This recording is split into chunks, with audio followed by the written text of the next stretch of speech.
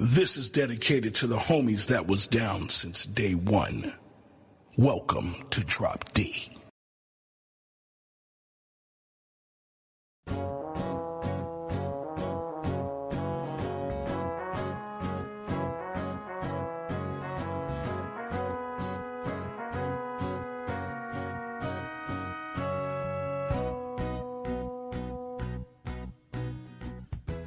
Welcome to Quick Hits, a JFK assassination news and notes podcast brought to you by your hosts, Rob Clark and Doug Campbell.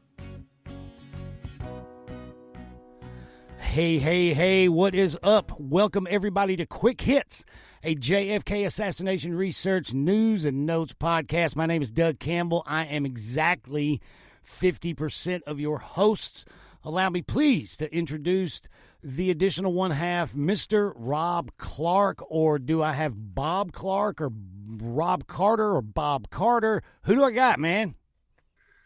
It's your boy, Rob Clark, otherwise known as Big Bad Bob. Exactly 50% of the other half of this dynamic effing duo. Dynamic effing duo. Dude, you nailed it right there. And this is going to be a dynamic show. We have a lot to discuss, man. A lot of things out there, a lot of things happening. Got a couple of curious documents to share. I'm sure we've got a full slate of emails. I wanted to let you know that when we read the emails, Rob, I've written a disclaimer that I would like to read before we read the emails later on in the show. Is that cool with you? Yes, sir. I promise you'll enjoy it. All right. All right. Well, it is August. This is Quick Hits 47. JFK assassination research, news, and notes is what we do, and let's get right into it. Mr. Rob, you had the floor first. Yes, let us jump right into our quickest of hits. All right. All right, Doug. I went deep diving into a drawer that I had seemingly forgotten about many, many months ago.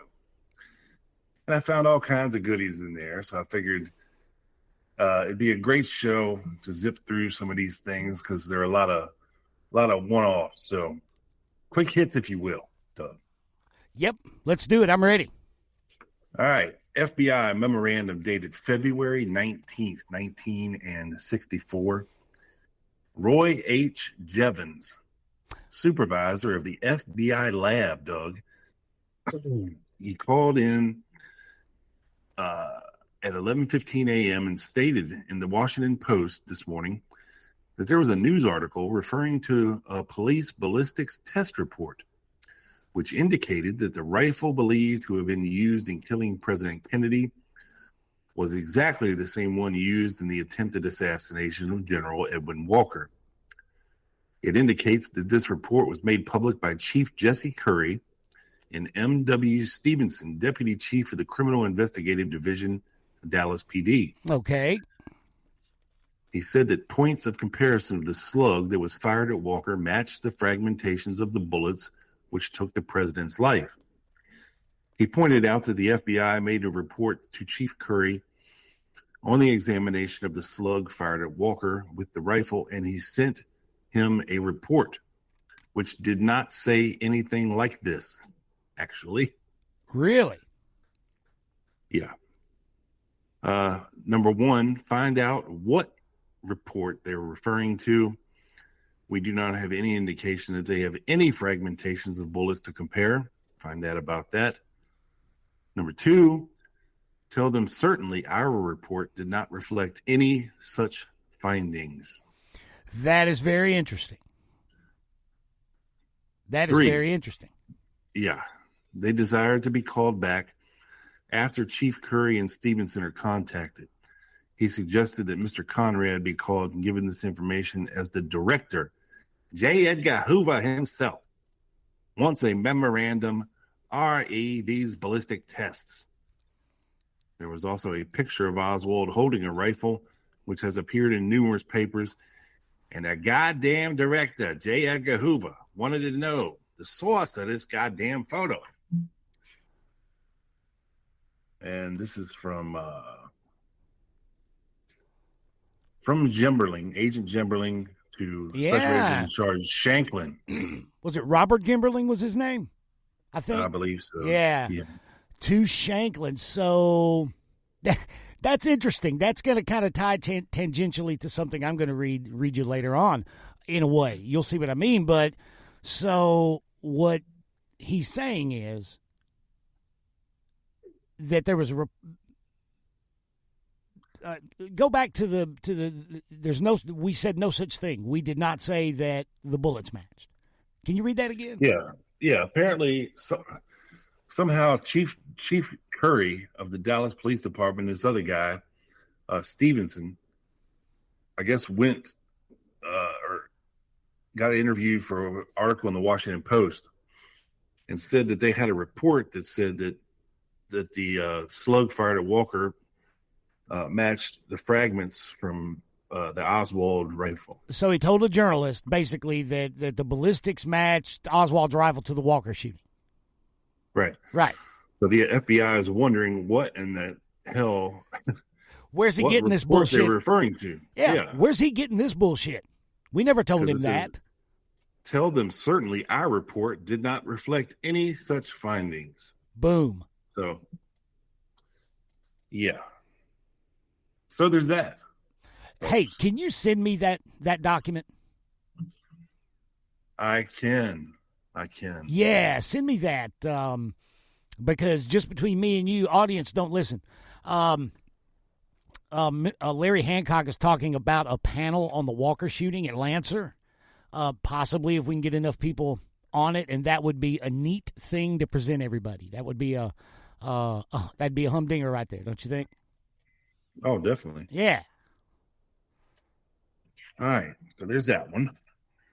And we'll move on to another FBI document dated December 1st, 1963. And this is by Special Agents Kofer and Roberts of Denver, Colorado, Doug. All right. Jan Humphney, also known as Mrs. Jack Humphney of Pennsylvania Street, Denver, Colorado, a former dancer at Club 400 in Denver, known as Jan Tabor, stated she was working amateur shows in Dallas in December of 1962. And she went to the Carousel Club on a Friday night and asked for a job. Ruby asked her to come to his apartment at an unrecalled address in the Oak Cliff section of Dallas, and he would hire her as a professional dancer. She went to his apartment, and he made, quote, perverted sexual advances to her, unquote.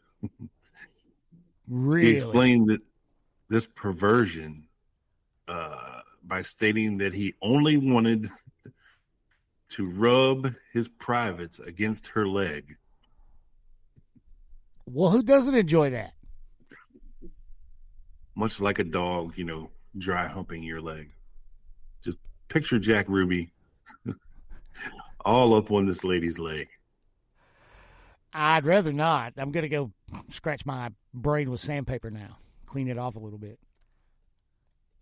Which she said, or which she would not agree to. And to her credit, he did not, and that he did not insist on or propose actual sexual intercourse. She ended up signing a 6-month contract at $90 a week for 3 shows a night. After working 10 days, she became ill and was off for a week and was fired. She has had no subsequent contact with Ruby and knows nothing about his associates' activities, political sentiments, law enforcement contacts, or a relationship with Lee Harvey Oswald. She was just disappointed that he didn't want to eat her. Okay. I wonder if she came forward or they actually took the time and effort to track her down and give this, and take this pointless interview. Well, it seems like she came forward to them in Colorado and just offered it up, kind of. I guess it was something that always bothered her. What goes through your head where you think, I think the FBI really needs to know this, you know? He was a very strange character. He just wanted to hump my leg. Like, what the hell? Now, Mr. FBI agent, I don't know if this is pertinent or will help you, but all he wanted to do was rub his privates on me. You know, how's that relevant? I don't get why she even went through the trouble. I don't know, man. I don't know. But hey, every little bit of info helps. I suppose so. It all paints a very much bigger picture. What did the late Jim Marsden said? The one thing about this this case is that there's too much information. There's a good example right there. Yep, agreed. All right, next up, Dateline, November 27th, Doug, 1963. 5 days after the assassination? Yeah, and this is from Special Agent Robert Moffett in New Haven, Connecticut. We're all around the United States today, my friend. Man. So on November the 27th, this is 5 days after the assassination, 3 days after Oswald's killed. Right. On November 27th, 1963, a Mr. Josiah Thompson of 236 Dwight Street in New Haven, a Yale University graduate student in the Department of Philosophy, personally appeared in the New Haven office. He advised that he has been reading the many articles concerning the assassination of President Kennedy.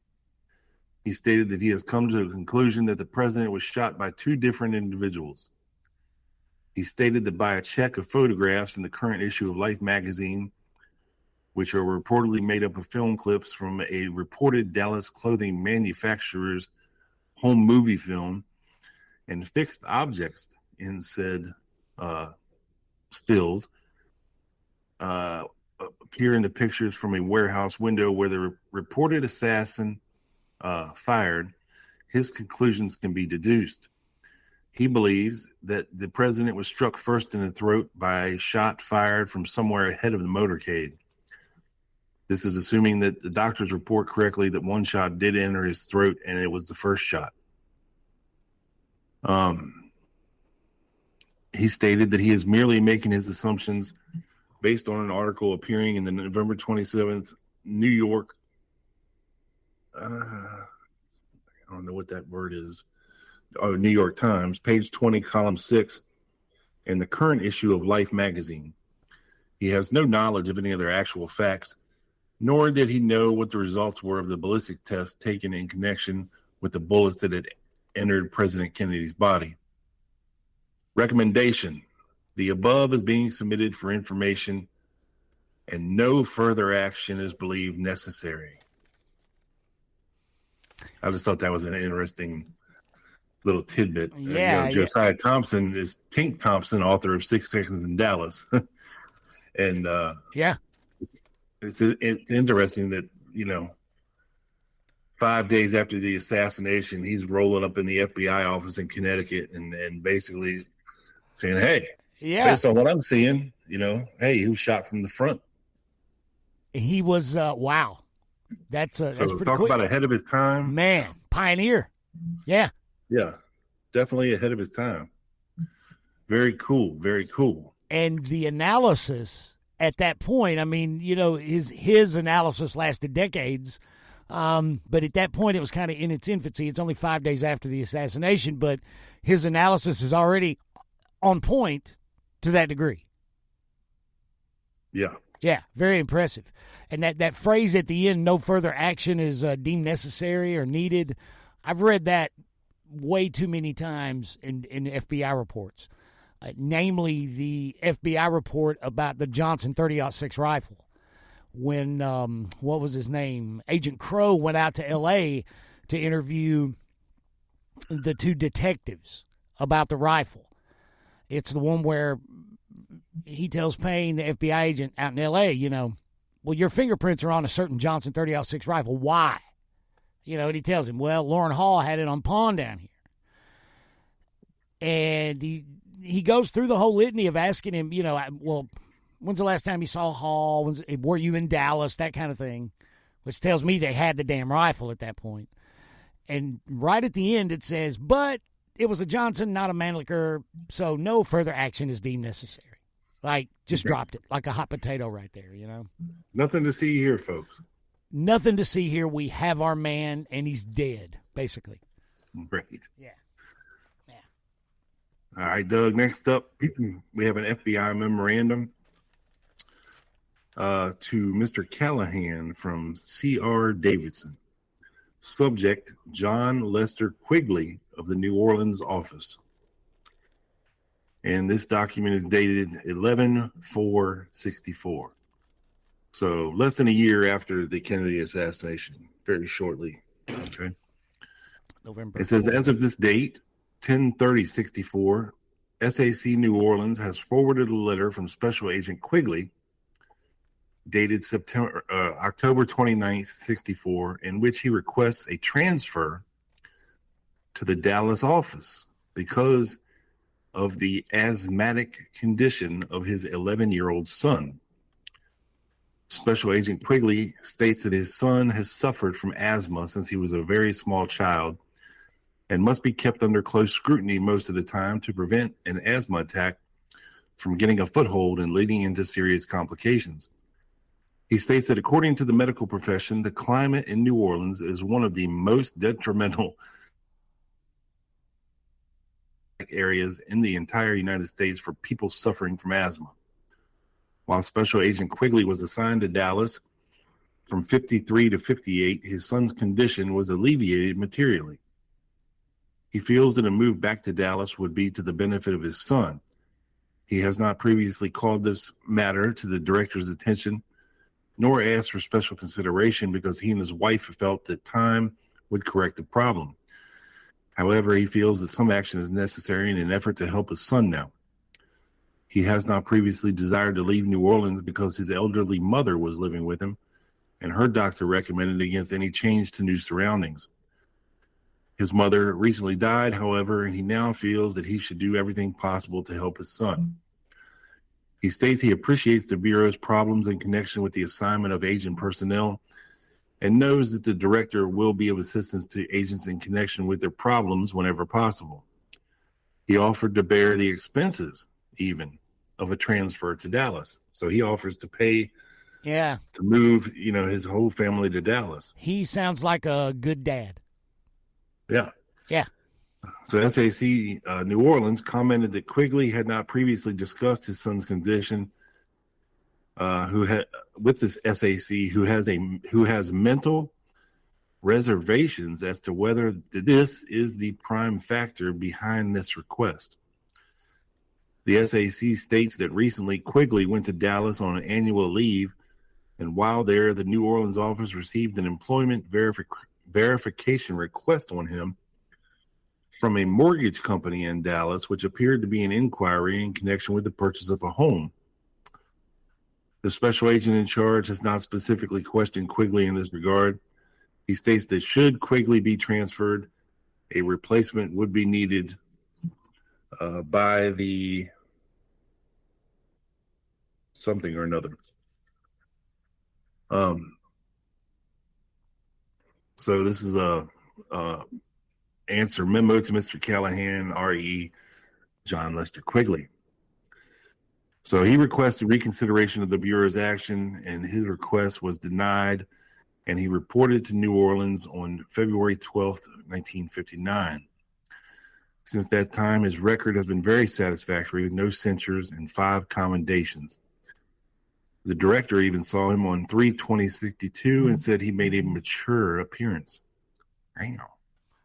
Hoover must have liked that. That's pretty high praise from J. Edgar Hoover, I would think. Yeah. He looks very mature. What do you think, Clyde?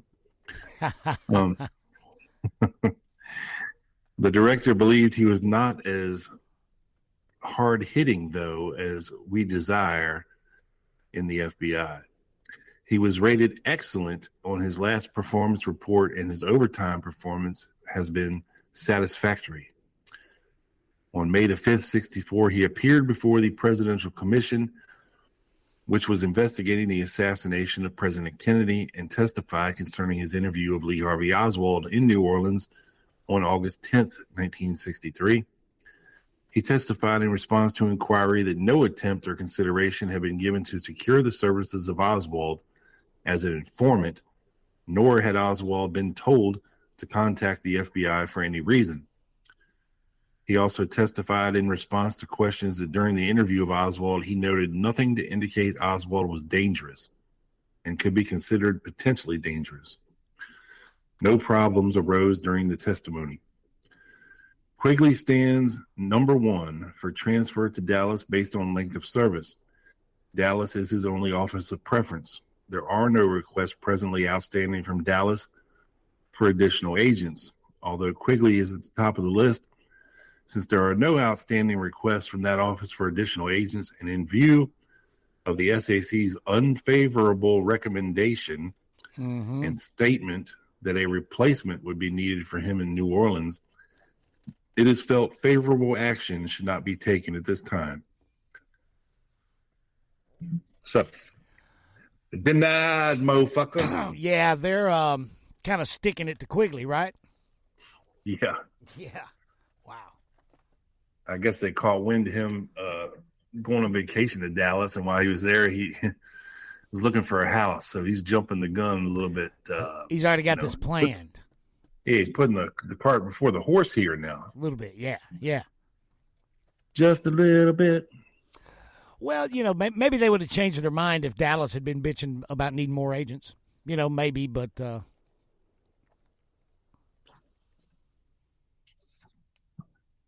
yeah, that's a good idea. I'm going to take a drink too. Hang on. All right, next up, Doug, July 1st, 1968, to Mr. Sullivan from Mr. Brannigan, another FBI memorandum. And this is, of course, the time of the Garrison investigation.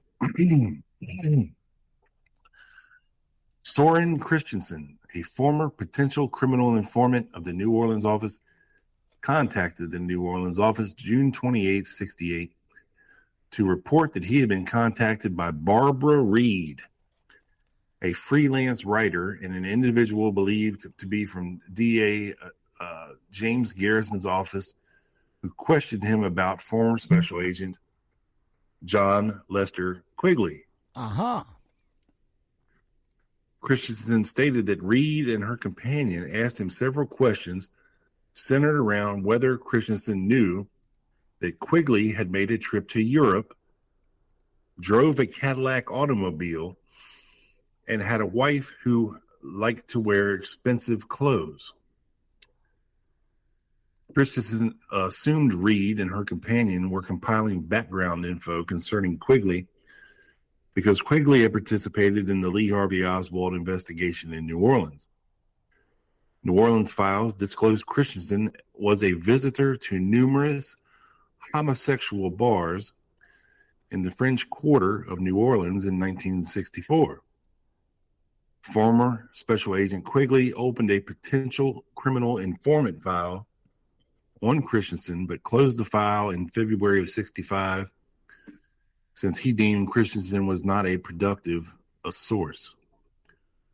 A check of Quigley's personnel file at Seat of Government disclosed he entered on duty in the FBI July 8, 1936, and was appointed as special agent May 15, 1939. He retired from the FBI in February of 1965, at which time he indicated that he was moving to Dallas, Texas, you some bitches. You won't transfer me, that I quit and moving on my own. He indicated he was moving to Dallas, Texas due to his son's asthmatic condition, which was aggravated by the hot, sticky, humid climate in New Orleans. Well, that would do it for sure. Yeah. The Bureau's personnel file on Quigley does not reveal whether he is employed at the present time or whether he resides in Dallas, Texas. It just goes through and tells about how he interviewed Oswald. Oswald furnished background information concerning himself to Quigley and furnished a self-serving account of his Fair Play for Cuba activities in New Orleans. And on May 5th, 1964, Quigley appeared before the Warren Commission and testified concerning his interview of Oswald in New Orleans in August of 1963.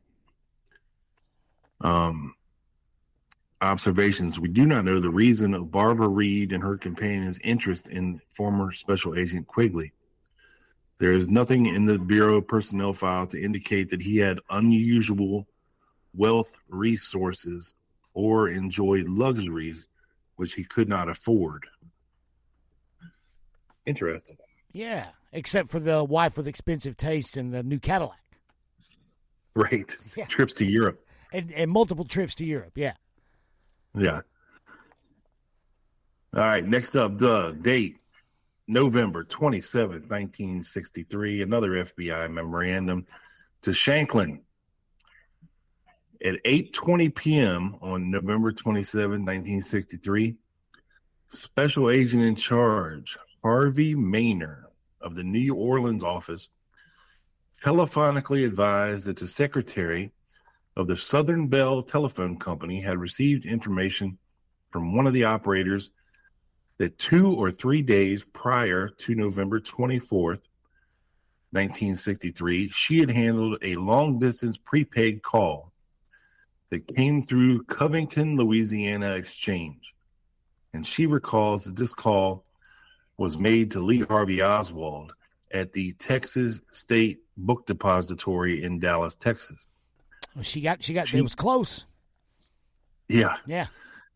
She claims that the caller did not know the number and that she, in her usual business, found the number and called, and someone, a woman, is supposed to have answered the phone at the book depository.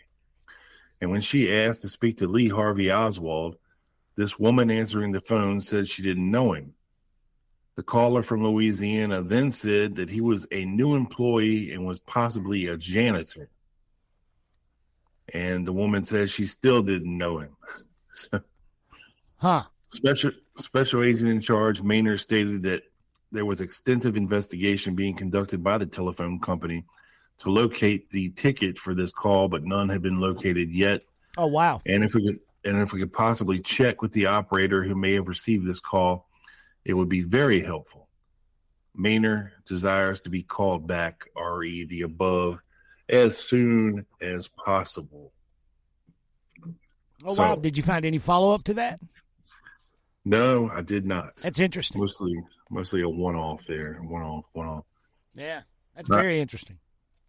And then one other thing here, Doug, one last thing. Yeah, man. Just to tidy everything all up. Tidy it up.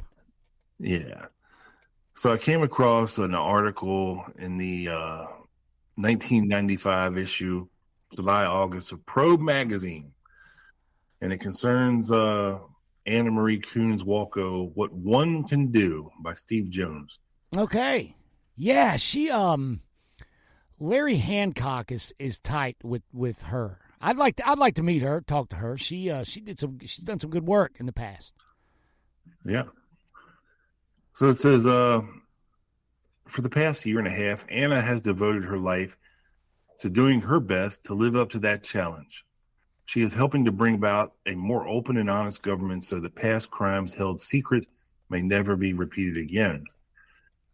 Between August of 93 and January 95, Anna spent almost every day, sometimes as much as 50 to 60 hours a week, at either the National Archives building in downtown Washington or at the newly opened Archives 2 in College Park, Maryland, digging through millions of documents released under the JFK Assassination Materials Disclosure Act of 1992. No professional, historian, journalist, researcher, or government bureaucrat is as familiar with the Kennedy assassination materials as this wife and mother of two grown children. In fact, one security guard at the National Archives became so used to seeing her there that he assumed that she was actually an archives employee. That's awesome. And interestingly enough, it goes on to say in this little article that she found an envelope with the inscription 7.65 shell found in Dealey Plaza on 12/2/63. I'll be damned. I've never heard this.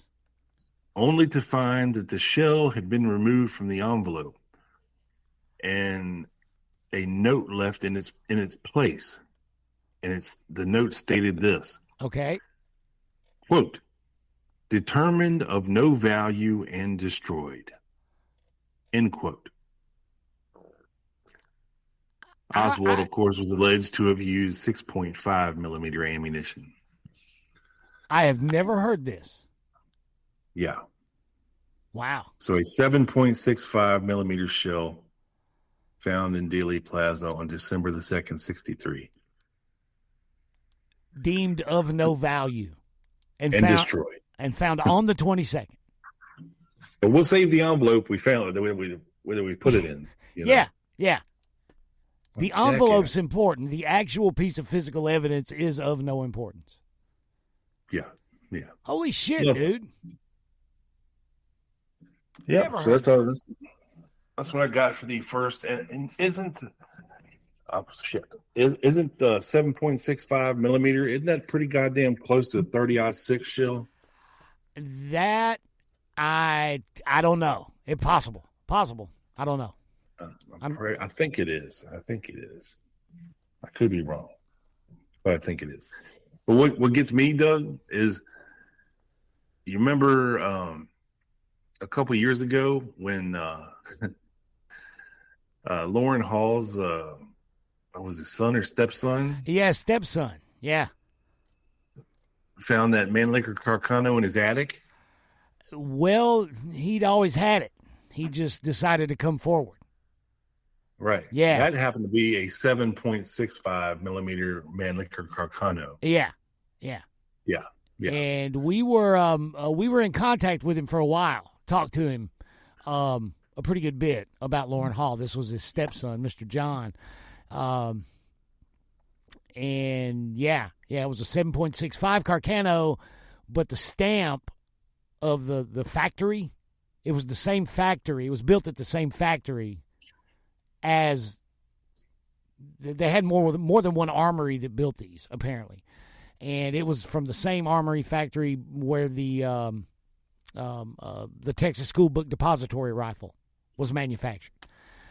And Lauren Hall gave him the rifle and said, just put that away. Just put it away. In 1965, Yeah. And said, why? Well, you'll know one of these days. And I asked him if he remembers this Johnson 30-06 rifle. And you know what he told me? He goes, I looked through the scope of that rifle many times. He said late summer 63, him and Hall, he said he could remember looking, because they were in California, right?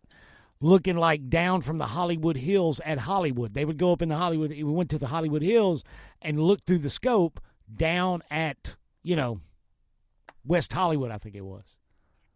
Oh, wow. Blew me away. Absolutely blew my mind. Yeah. We need to, it was before COVID when we were in contact with him. We need to reestablish contact. You know what?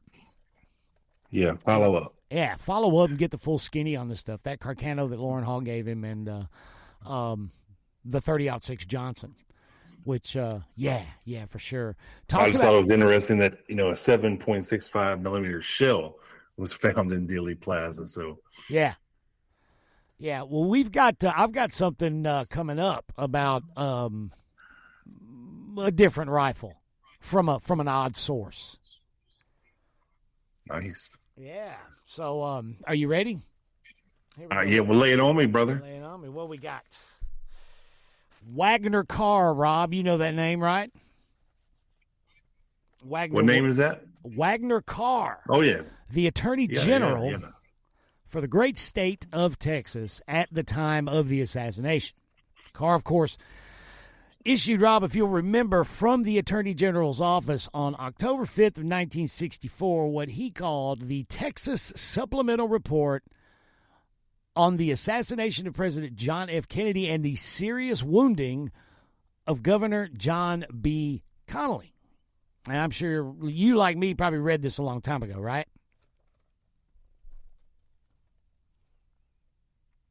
Oh, it's been forever. It's been forever. Yeah. Yeah. Well, for those who might not know, let's give them a little context.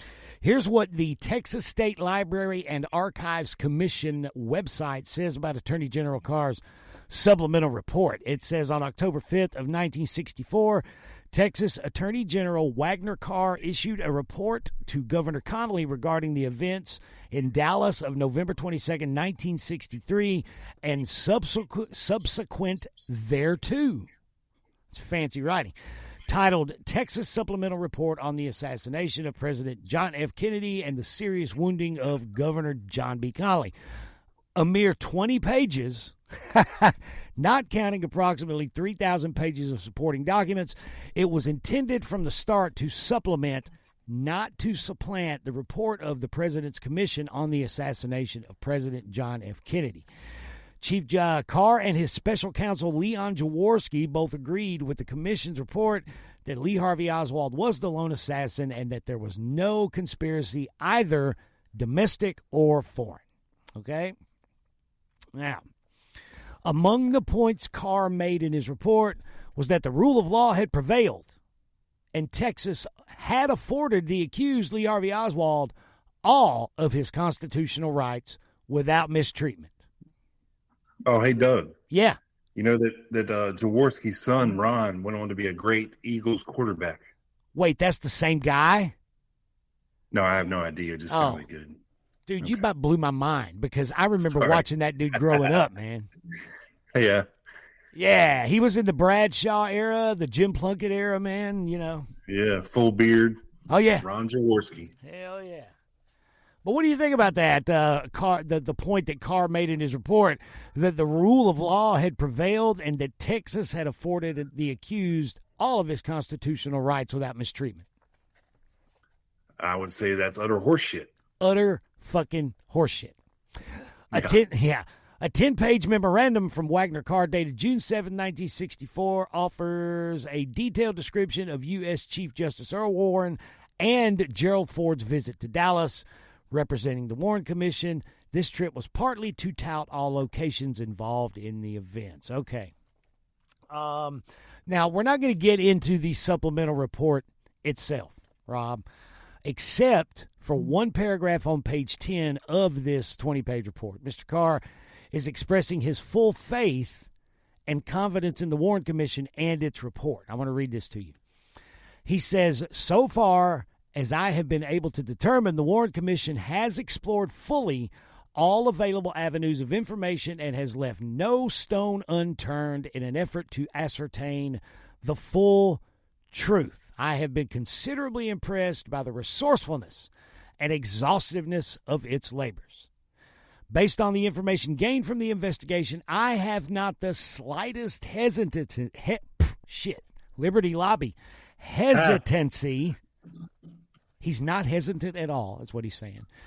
In concurring in the conclusion of the Warren Commission that Lee Harvey Oswald was the assassin and the acts of Lee Harvey Oswald were not pursuant to any conspiracy. That's what he says. Now, in that context, I'm going to share with you, Rob, two documents from the Hood College Weisberg archives, all right? All right. Two Wagner Carr documents dated May of 1964 when the Warren Commission's so-called investigation is underway. And the reason I'm going to share these documents with you is that some of the sentiments in these documents, in these notes, they do show a hesitancy to back up the Warren Commission in all. He's not really, he's got doubts, Rob. He's got doubts in May of 1964. Yeah. Despite the tone of the report issued 5 months later, he had serious concerns about the notion of conspiracy. This letter, it is short, the first document, and we'll do it first. On May 26th of 1964, Carr sent the following letter to the Warren Commission's General Counsel, J. Lee Rankin. He said this, Rob. During my last visit with you, I was told of your plans to question Mr. Ruby. When and if you do so, I wish to urge you to question him in detail as to being one and the same person as the Jack Rubenstein of Chicago, who was several years ago active in the youth communist movement in America. You will find this information regarding Jack Rubenstein in the report of the House Un-American Activities Committee under the chairmanship of then Congressman Martin Dies, if you need a more accurate reference. And then there's a ... there. And he gives him, there's actually nothing there. Then he says this: there has been a great deal of speculation also on Ruby's trip to Cuba. I would urge you to explore this fully. May I also suggest that every effort be made to determine why Oswald was headed in the general direction of Ruby's house at the time he was intercepted by Officer Tippit. The other matters, such as conspiracy and possible connection between Ruby and Oswald, I am sure are foremost in your mind. Now, what do you make of that? Sounds a little bit different than the official report, sir. Yeah, he's got some doubts. Yeah. He's got some doubts. Let's see. Again, he says, notes of attorney. This is, let's see, real quick. Where am I at? I lost my place. Fuck, I lost my place. Hang on, Rob. I apologize. Well, just to interject there for a second, I think, well, didn't all this stuff about, Oswald being an FBI informant and having a CIA number and FBI number come from Wagner Carr? Did it? Yeah. I think the Warren Commission, that was one of the big things that they looked into kind of behind the scenes and off the books, because it was coming from such a high level source. And, they kind of traced it back through Wagner Carr and this reporter, Lonnie Hudkins, who had allegedly said that he made it up for whatever reason, and that the information had gotten to Wagner Carr and then, proliferated up to the Warren Commission. I was aware of Hudkins, but I was unaware of the Wagner Carr connection to that. Yeah, for sure. Wow, that's interesting. Okay, I found my place. Now, this next document is a bit longer. Typewritten and handwritten notes, Rob, by Mr. Carr regarding the Warren Commission investigation. All right, specifically, okay. It says here, notes of Attorney General Wagner Carr concerning the investigation conducted in Dallas, Texas on May 9th, 1964 of the Texas School Book Depository Building and surroundings. There are a few familiar names that show up in the notes. So on May 9th of 1964, he writes, present at this time were John J. McCloy, Alan Dulles, John Sherman Cooper of the Commission, Dean Story, myself, Mr. Truly, Roy Truly was there, presumably he had his lunchbox, and various members of the FBI. We met at the depository building at approximately 9 a.m. David Bellin of the commission staff was also present. He reviewed and inspected the book depository building and its surroundings until approximately noon. All right, hey, real quick, while I got it on my mind about Alan Dulles, right? This is where I'm at on him, okay, Rob? Mastermind of the assassination? No. Architect of the cover-up? Yes. All right, now I'm gonna drop a brain teaser on him. You ready? Alan Dulles was not the mastermind of the assassination because he oversaw the cover-up. Also, he was not the architect of the cover-up because he masterminded the assassination. Y'all just go away and think about that, okay? Anyway, back to Wagner Carr. Now, back to his notes on this visit to Dallas by the Warren Commission. Mr. Truly conducted us on a tour of the building and described the events on the assassination day. On the 6th floor from where the shots were fired, we spent considerable time discussing the scene of the shooting from the window used by Oswald to fire the shots. We had Oswald's rifle and telescopic sight, and the difficulty of shooting this rifle was discussed at length.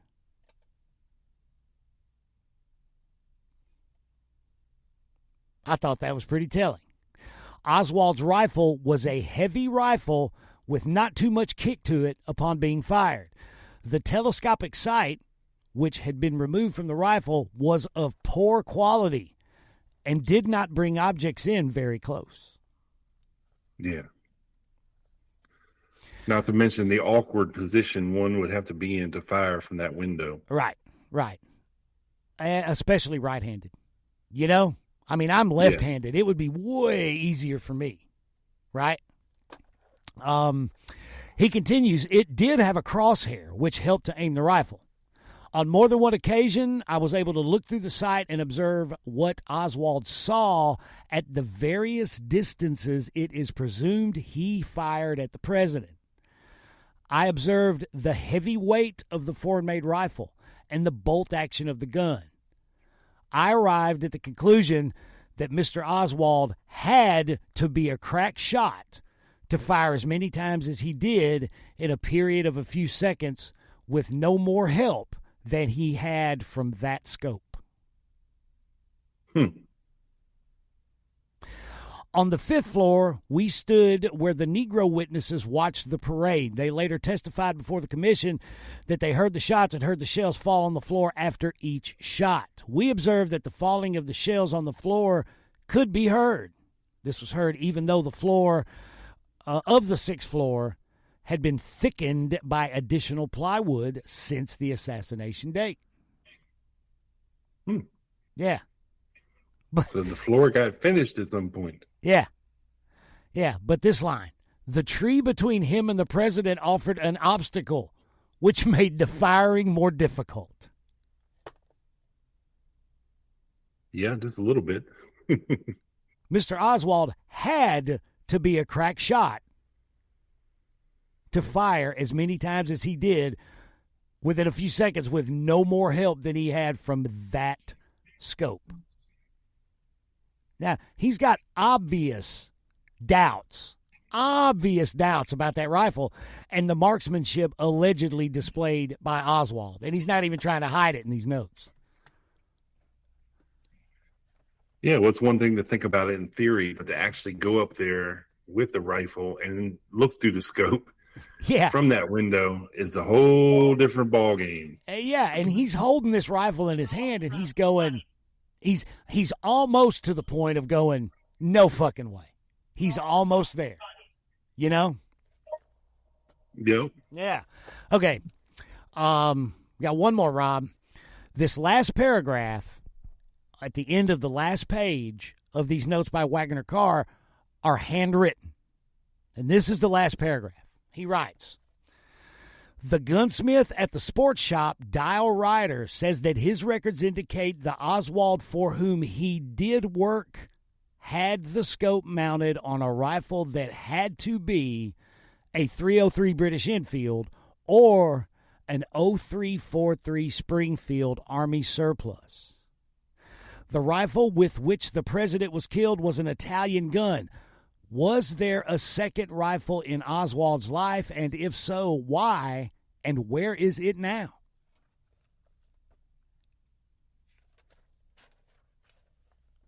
Interesting. He's not convinced, is he? No, doesn't sound like it. No, he's not convinced at all. At least in May of 1964, whatever he wrote and issued in October, we know that Wagner Carr had serious doubts about the government's case against Oswald, at least in May. Oh, yeah. Yeah. I don't think he believed it at all. At that point, you know, he's saying, you know, I don't know how this kid did this with the shitty scope in this rifle. It's crazy. That's literally what he's saying there, you know? Yeah. Yeah. Well, that's all I had, Rob. Rob, do you think it's about time we give Momo a bathroom break and play some promos? Yes, sir. All right, guys, we're going to do it. When we come back, we're going to get into a recent article published in our genre on a subject we have talked about before. Momo, hit the promos. Guys, we'll be right back.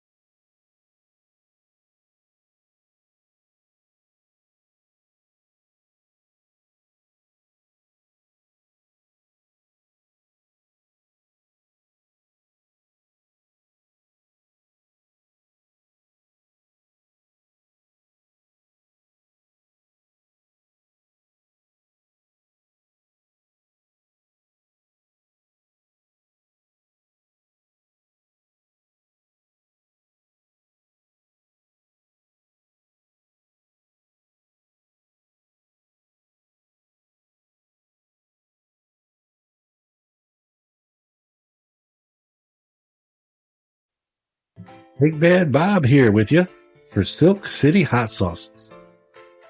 Why Silk City? Because this hot sauce comes to you directly from Paterson, New Jersey, also known as Silk City. These hot sauces are 100% natural, gluten-free, vegan, contain no chemicals, fillers, dyes, or junk. Everything is packed into recyclable glass containers because glass doesn't leach weird flavors into the product. All other hot sauces are sourced in small batches from locally bought fresh peppers. It's all about the pepper, people. I'm telling you. Your boy, Big Bad Bob, loves his food like he loves his women. Hot and spicy, but not so hot you can't eat them. So, if you love yourself some sauce and you're tired of trying to transform your bland meat into something edible, with the tip of a jar, you will transform your life forever. Head over to silkcityhotsauce.com, place an order, and upon checkout, enter the code GUNMAN, that's GUNMAN, for 20% off of your entire order. You won't regret it. Thank me later. Peace.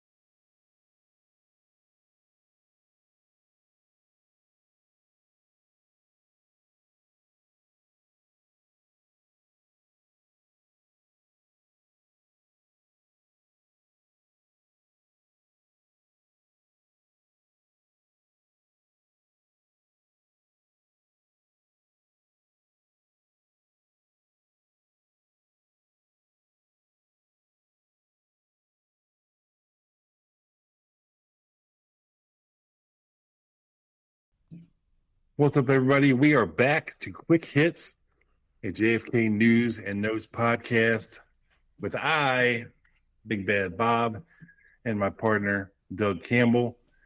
Doug. Yes, sir. I've noticed there's been some more chitter chatter about a much maligned topic when it comes to this show and even on our individual shows. We've kind of hit this in places before, but it seems like the devil has reared his ugly head again, and we must pull the swords out and chop off a couple more heads again. Well, we need to clarify some things, I guess. It's no secret that we both eye L. Fletcher Prouty a little suspiciously, right? Yeah. But for very good reason. Yeah. I think. And we know what Oliver Stone obviously thinks of Prouty's, like, say, Lansdale assertions in 2023. And, what do I want to say here? The defenders are, scrambling, persistent. Yeah.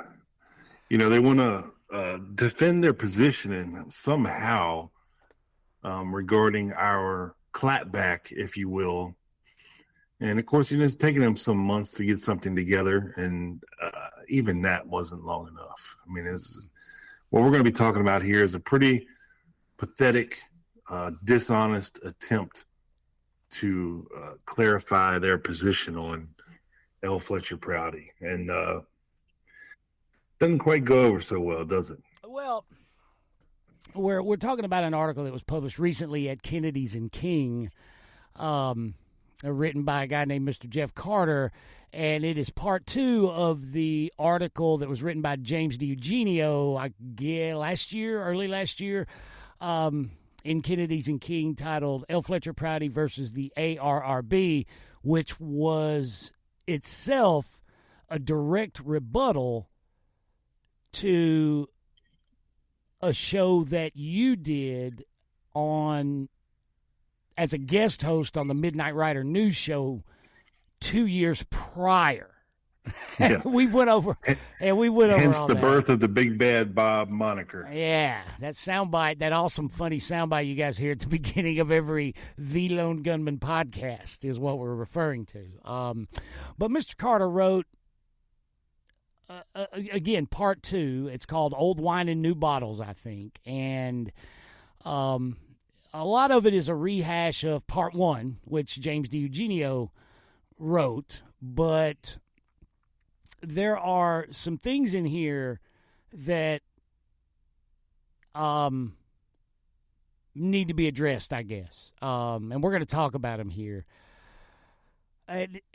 A lot of this has to go back to, all of it does, at least, because you know about the Fletcher Prouty hung out with Liberty Lobby and that whole, whatever that thing is, anti-Semitic, blah, blah. I don't care.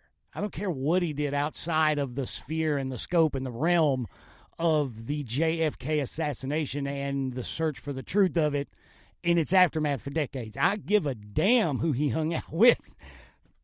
It doesn't matter what he believed in either. You know, if he was a Holocaust denier or what, it really has no bearing whatsoever on his statements that has been made about the Kennedy assassination and the stories that he's told about, you know, personal insertion into the story and the stuff that got into the 91 Stone movie. So yeah, like Doug said, it doesn't matter about any of that. We could care less about him being an anti-Semite or whatever the case may be. Oh, yeah, it doesn't matter. You know, what you and I focused in on was his 1996 interview with the Assassination Records Review Board, and the fact that, and you've done it on your show too, and we've done different things. I think you concentrated more on the Army intelligence aspect of it, and I concentrated sort of, you know, organically. It's not like we planned this even. It's just we had it on our hearts and in our heads to write about as podcasters who write about research into the JFK assassination. It's like, look,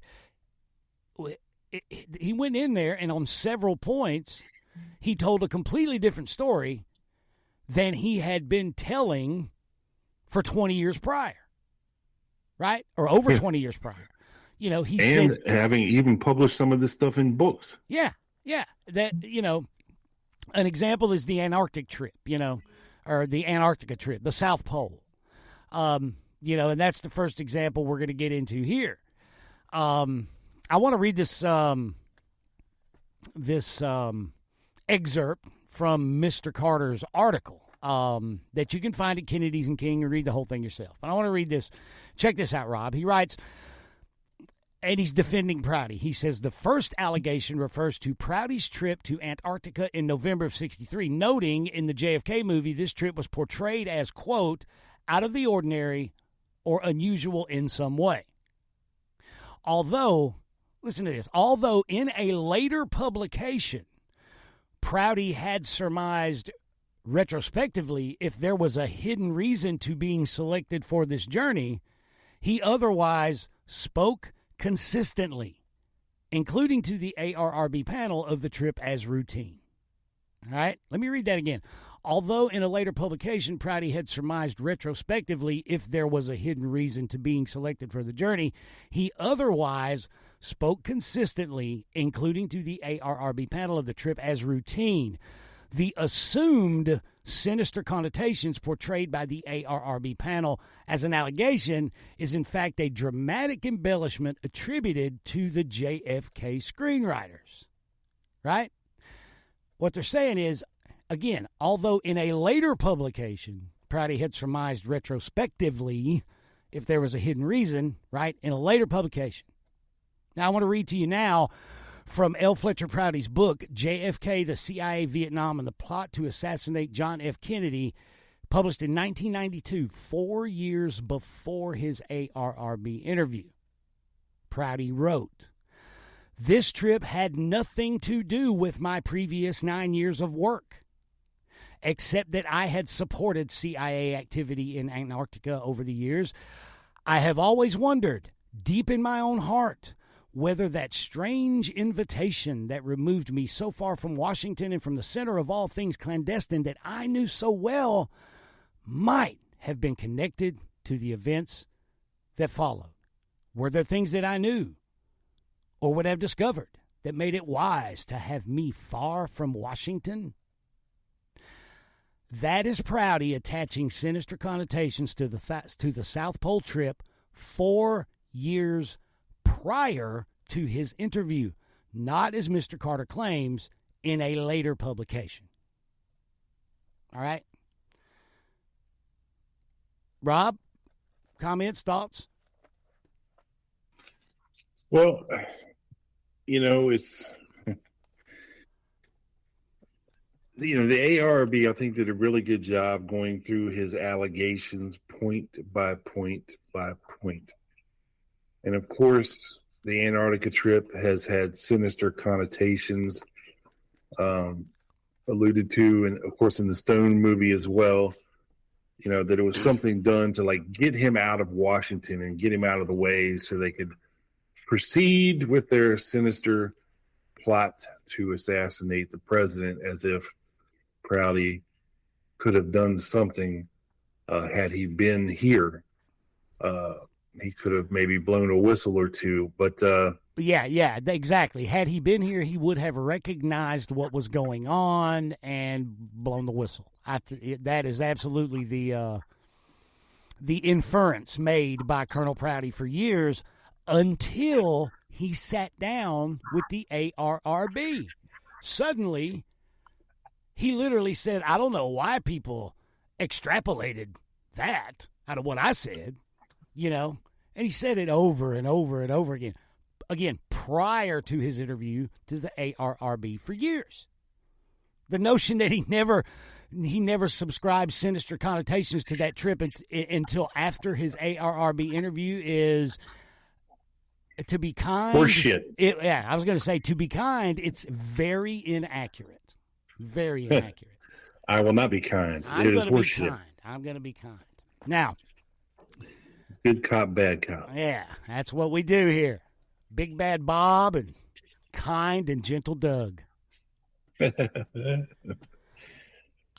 we go. He's Mr. I want to read this part here to you, Mr. Rob. Mr. Carter writes, "The interview was conducted on September 24th of 1996. According to some, referring to his performance, Prouty suffered severe damage to his reputation and the integrity of his rendering of the historical record. The version of events relies on an interview summary produced by Military Records Team Assistant Barger, which frames the exchange as a contentious deposition. The integrity of this summary relies on the assumption that the team participating in this interview spoke from a position supported by the confirmed record." And he's got a section here that says, "If it walks like a duck," and he quotes, ladies and gentlemen, a memorandum, an ARRB memorandum written by Tim Ray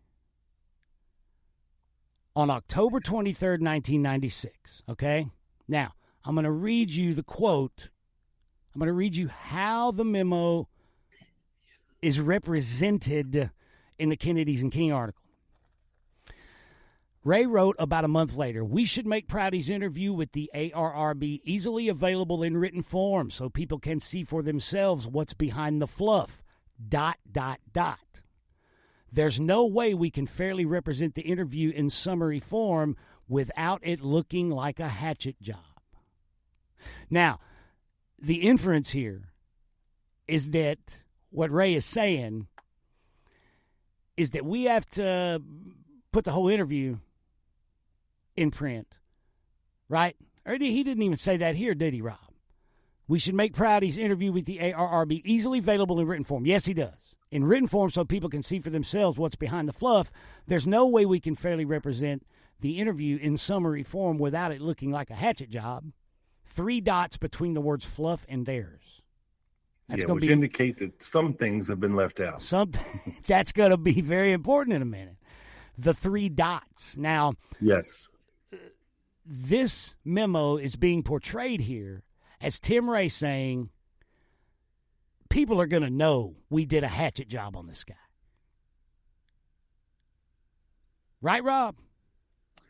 Well, that's the context that Mr. Carter is presenting it in. Like Tim Ray saying, he's worried that people are going to know that they did a hatchet job on this guy.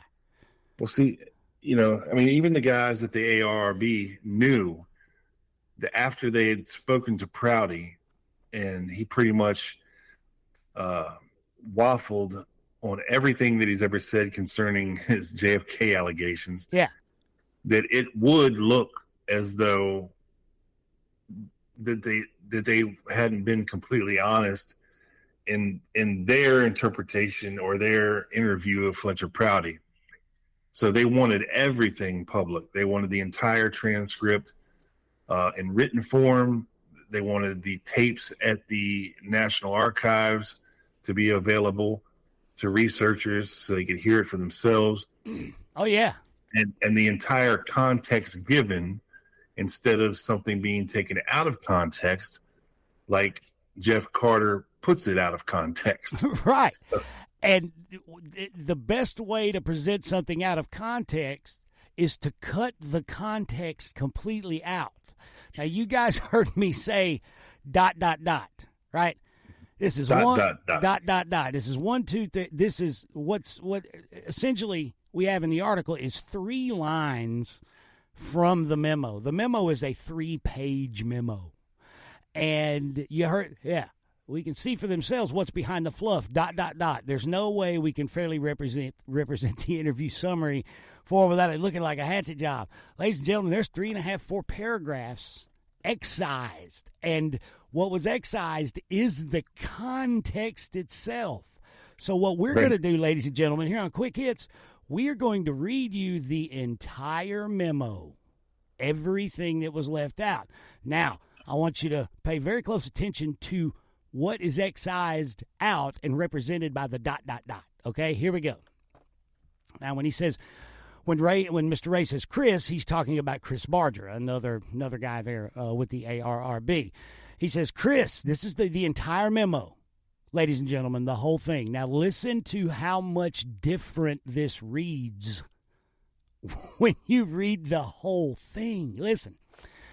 Chris has drafted a good summary analysis of our interview with L. Fletcher Prouty that lays out how his statements to us compare with statements he has made or written elsewhere. Now, that means in the past for anybody, okay? That's what that means. Correct. In a few cases, his interview confirmed or amplified earlier points. More often, however, he either contradicted, completely dismissed, or could not verify what he has elsewhere asserted to be historical fact based on his own knowledge and experience. I've given this quite a bit of thought, and I'm now convinced that we need to make a complete written transcript of our interview with Prouty. Prouty is a likable, engaging speaker who markets himself as an important witness to history. He is uncritically regarded as such by many in the research community, and thanks to Oliver Stone, his tales have become a major part of assassination mythology. For these reasons alone, we should make his interview with the ARRB easily available in written form so people can see for themselves what's behind the fluff. Here we go, the excised portion. Merely sending the audio cassettes to the archives isn't good enough because few people will bother to listen to them. More importantly, however, we need to do a full transcript of his interview with us because, given the fact that it is so full of retractions, contradictions, and disqualifications of his other statements, There's no way we can fairly represent the interview in summary form without it looking like a hatchet job. If we do a full transcript, I would use Chris's memo as a wrap-up memo of the sort Jeremy discussed at the J-Track meeting without drawing any general conclusions concerning Prouty's credibility. This document would explain point by point why so few of his statements seem to be worth further investigation and why the rest be ignored as probably fictional. In other words, we don't need to and should not be the ones to announce that the emperor has no clothes.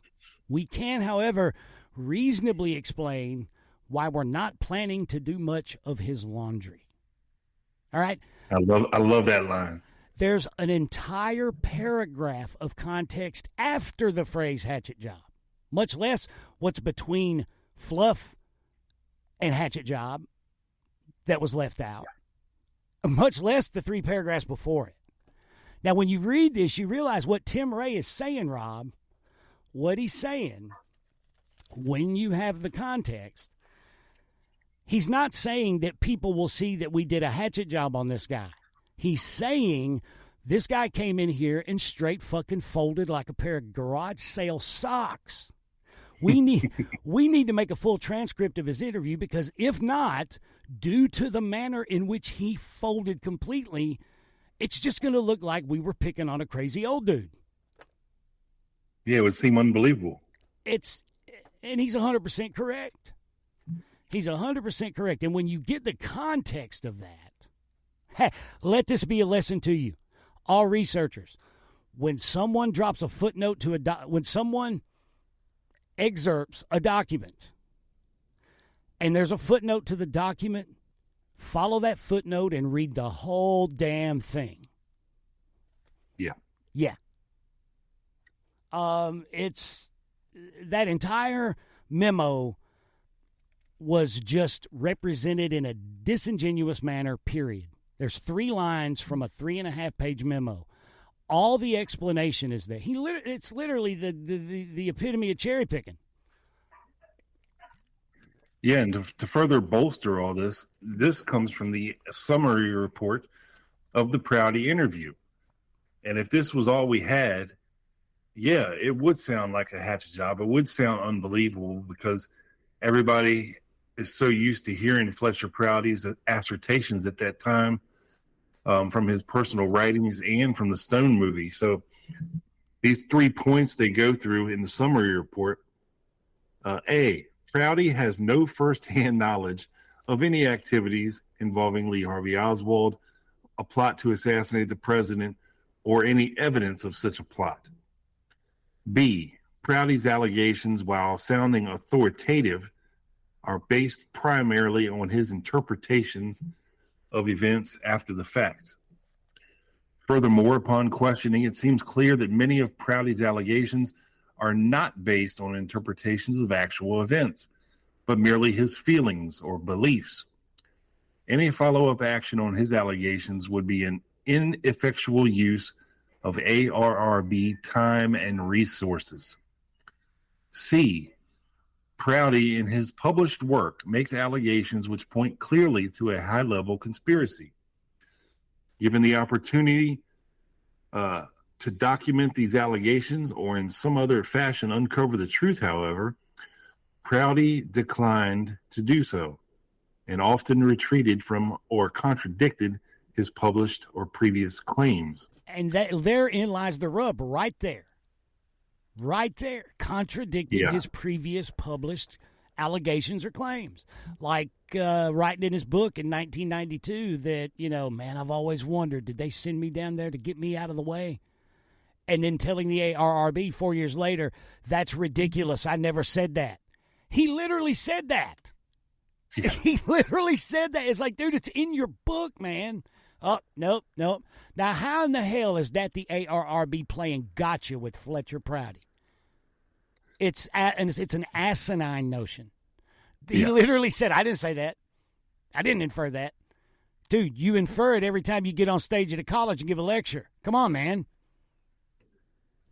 And this leads into 2 other things that should be emphasized, that this rejection of Prouty does not reflect a rejection or confirmation of any other conspiracy theories, and that the ARRB did not seek out Prouty for the purpose of discrediting him or his theories. We had intended on hearing his story and trying to obtain suggestions and documentation from Prouty as to where we could find documents to add to the collection. In the face of numerous contradictions, unsupportable allegations, and assertions which we know to be incorrect, we have no choice but to conclude that there is nothing at all to be gained or added to the record from following up on anything Fletcher Prouty told us. No evidence was offered to substantiate any of the allegations Prouty has either published in the past or raised during the interview. So there you have it, folks. There you have it. And now remember, one thing that Prouty's defenders like to hang their hat on is his analysis of Kennedy and Kennedy's Vietnam policy, that milieu. The AARB never asked him about that. That doesn't have anything to do with anything, you know? Right. It doesn't have anything to do with anything. It's got to do with them saying, well, you know, you wrote this. You wrote this. This is what you've been telling people. Tell us about it. No, I didn't. I mean, literally. Do you have any documentation to support your claims about this? Nope. No. Never happened. No, it was just a feeling I got. Yeah. You know, it's so ridiculous. So it was not a hatchet job. It was not a character assassination. They were actually worried that it was going to look like that they just, you know, again, it looked like they were just picking on him. They were actually worried about it. Like, this guy came in here. Oh, wow. You know, it's just going to look like we were mean to him because, again, he folded. He folded. And that's the one thing that they will not address, the defenders of Prouty. They will not address, like, again, but it's even a misrepresentation. You know, although Prouty did later say it was suspicious. From the ARRB and back, he always said it was routine. No, 4 years prior in his book. And in every lecture he gave anywhere. There's one on Black Op Radio's YouTube page from 1990 or 91. And he actually made the audience laugh by saying this, Rob. I wish I had the clip handy. By saying this. They sent me to the South Pole. I didn't have any business going to the damn South Pole. And the audience laughed. And this is 5-6 years before he tells the ARRB, look, that was totally routine. Yeah, did it all the time. Did it all the time. No, no big deal. And then they said, wait a minute, but you said, and he goes, I don't know how people got that out of what I said. That's crazy. You know, and then they showed him his page 2, whatever, your book. It's right there. No, that's not what I meant. Well, that's what it says. That's the thing. They were literally worried that, man, it's going to look like we beat this guy up just because he was, you know. Routine doesn't make you money. Routine doesn't get you keynote speaker fees. Mm-hmm. Routine doesn't sell videos recorded in your backyard. It's talking to some young, naive. It's like reporter. People that get up in front of a podium and talk a big game and stick their chest out, and then when they handed RICO indictments, they immediately flip. It's the same thing. It's the same thing. But to even, like I said, unfortunately, Mr. Carter makes some very inaccurate, very, very unfortunate misrepresentations of some ARRB documentation and of the chronology of Prouty's assertions regarding the Antarctic trip, which we have corrected here. Okay, toward the end of the article, Mr. Carter gets into a little bit about Robert Anson's Esquire magazine piece, you know, the hit piece on Oliver Stone that was published back in the early 90s. What is that we always say? They don't read much past, a lot of the dullest done at camp. They never studied past 1998 much. Yeah. But this toward the end of the article, Mr. Carter writes, Oliver Stone put it well in his published response to Anson's Esquire piece. Prouty's revelations and his book, The Secret Team, have not been discredited in any serious way. I regret his involvement with Liberty Lobby, but what does that have to do with the Kennedy-Vietnam issue? I have not nor do I intend to distance myself in any way from Garrison's or Colonel Prouty's long efforts in this case. He didn't intend to, ladies and gentlemen, but last year, that's exactly what Oliver Stone did. I've heard so much.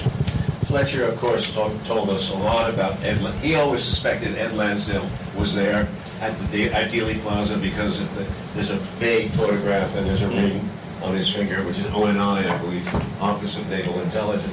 And Fletcher really directed a lot of venom at Lansdale, and I never understood why. And then over the years, you hear about that operation. Mongoose was a failure, complete failure, and the CIA was undermining it from the beginning because they didn't believe that Lansdale had any business in a paramilitary operation that they were organizing. That was their deal.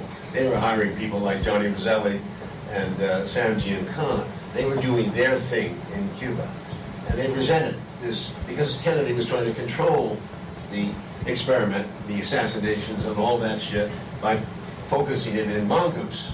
So Mongoose was the opposite of what the CIA really wanted. They wanted it to fail. So I've never been able to find anything on Lansdale relating him to the assassination. You read about him. He's a different kind of individual. He doesn't fit into the CIA operation. Doesn't fit into the picture. And that's that. It's what the man said. Fletcher always directed a lot of venom toward Lansdale. And I never understood why. Some vague picture. But, again, we're going to have to go back to the phrase I used earlier, Rob, unfortunate misrepresentation. All right, you guys just heard the audio. All right? Now, regarding this, Mr. Carter appeared on Black Op Radio just a couple of days ago, less than 48 hours ago it uploaded. Now, listen to how the host of that show described the... You just fucking heard it. Listen to how the host of that show describes the audio guys that you just heard. I spoke to Oliver Stone in Quebec, and when someone asked him in one of the panels, saying, well, what about Ed Lansdale and that, he meant to say, and this is what he was saying, is that we don't have any paperwork. We don't have any other, there's no real avenues to discuss because those things aren't around that we could make into our new documentary, The Destiny Betrayed one, right? But other people took it as saying, oh, see, he said there's nothing there. But like you're saying, anything of any importance has been excised and deleted.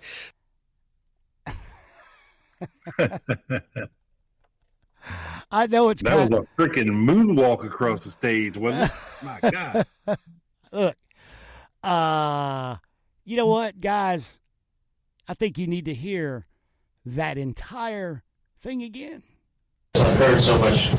Fletcher, of course, told us a lot about Ed. He always suspected Ed Lansdale was there at Dealey Plaza because there's a vague photograph and there's a ring on his finger, which is ONI, I believe, Office of Naval Intelligence.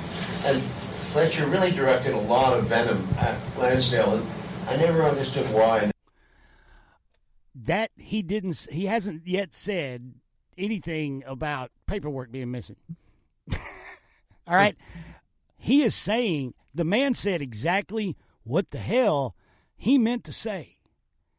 Okay? The host says some people, and by some people he means me, because I'm the one that yanked it out and spread it all over the internet when it happened, okay? He says that what he meant to say was, I guess what, Rob? Lansdale was CIA and was in Dealey Plaza? Is that what he meant to say? But listen to what Stone actually says here. And the CIA was undermining it from the beginning because they didn't believe that Lansdale had any business in a paramilitary operation that they were. Let me back that up again. I cut the last word off. I want you guys to hear that again.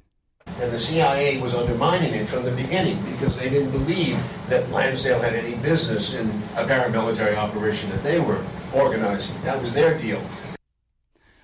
The CIA didn't believe Lansdale had any business in an operation that they were organizing. I think the man said exactly what he damn well meant to say. Yep. He knew exactly what he was saying, and he said exactly what he meant to say. Listen. The mongoose was the opposite of what the CIA really wanted. They wanted it to fail. So I've never been able to find anything on Lansdale relating him to the assassination. You would read about him. He's a different kind of individual. He doesn't fit into the CIA operation. He doesn't fit into the CIA operation. About him. He's a different kind of individual. He doesn't fit into the CIA operation. Again, an unfortunate misrepresentation. So instead of doing the obvious thing, which would be to bring Oliver Stone on your show to have him clarify his comments, you want to try to tell everybody what Stone supposedly meant to say? Oh, Proceed it was worse than that, caution, man. folks. It was worse than that. On the Black Op Radio actually uploaded that Quebec City conference to their YouTube page, and in the comments, one listener was listening, right? And you know when you hear something in a video like that, you know, right? You push pause and then you comment, right? Yeah. A listener heard it and then immediately commented, hey, at the 44-47 mark, whatever it is, Oliver Stone says you can't believe what Prouty said about Lansdale. And the host immediately replied, that's not what he said. And I was like, wait, what the fuck? The dude knows what he heard, man. An unfortunate misrepresentation, an inaccurate characterization. That characterization of Stone's remarks made the other night could not be more of a mischaracter. It's literally funny. It's literally funny, man. I mean, think about this for a second, everybody. So you are Oliver Stone, and you are making a movie, you know, about all this, and including a lot of the assertions of Fletcher Prouty into your movie. And imagine you're Oliver Stone, okay? Your movie comes out, and 5 years later, you see what the ARRB, the government body that you helped create via the JFK Records Act to declassify documents, debriefs and questions and interviews Fletcher Prouty, and he backtracks on every goddamn conspiracy theory that you put in your movie. You think Oliver Stone is just going to forget that and write it off? No. And you know, dude, there's an even larger point. Back to what we said about 1998 and no further. This is showing that Oliver Stone has kept up with research, real historical research, and that Oliver Stone has read subsequent document releases up to and including 2017 and 18, which included a lot of special group augmented Cuba stuff dealing with Lansdale over the years, the stuff the memos. The CIA hated and resented him. He knows his shit. Right? I could just see his hair plugs fucking burning reading that goddamn ARRB Fletcher Prouty interview. Yeah, because, you know, remember Donald Sutherland being utterly shocked when Gerald McRaney said, you're going to the South Pole. And he goes, me? Right? And then he reads that ARRB interview and he's like, wait a minute, what?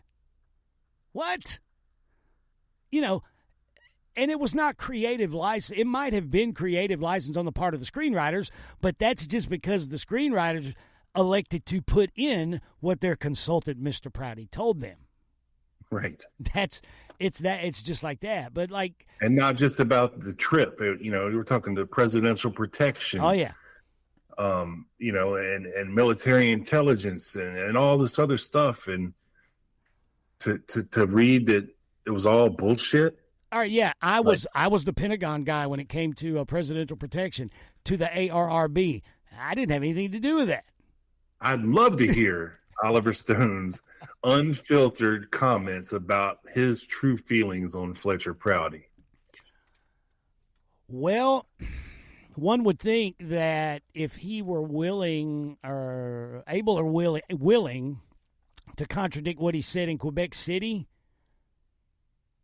whether or not anyone has approached him to do so, one would think he would have done it by now. And oh yeah, Doug, did you watch Oliver Stone's most recent documentary? Destiny Betrayed, the one that doesn't feature Fletcher Prouty or Ed Lansdale anywhere in it? Yeah, that one. Yeah, that one. Now, I remember watching that and sending you a text and going, dude, I'm 3.5 hours into this. No Fletcher Prouty. What's going on? What's going on? A lot of Alan Dulles, no Fletcher Prouty. No Ed Lansdale, no Fletcher Prouty.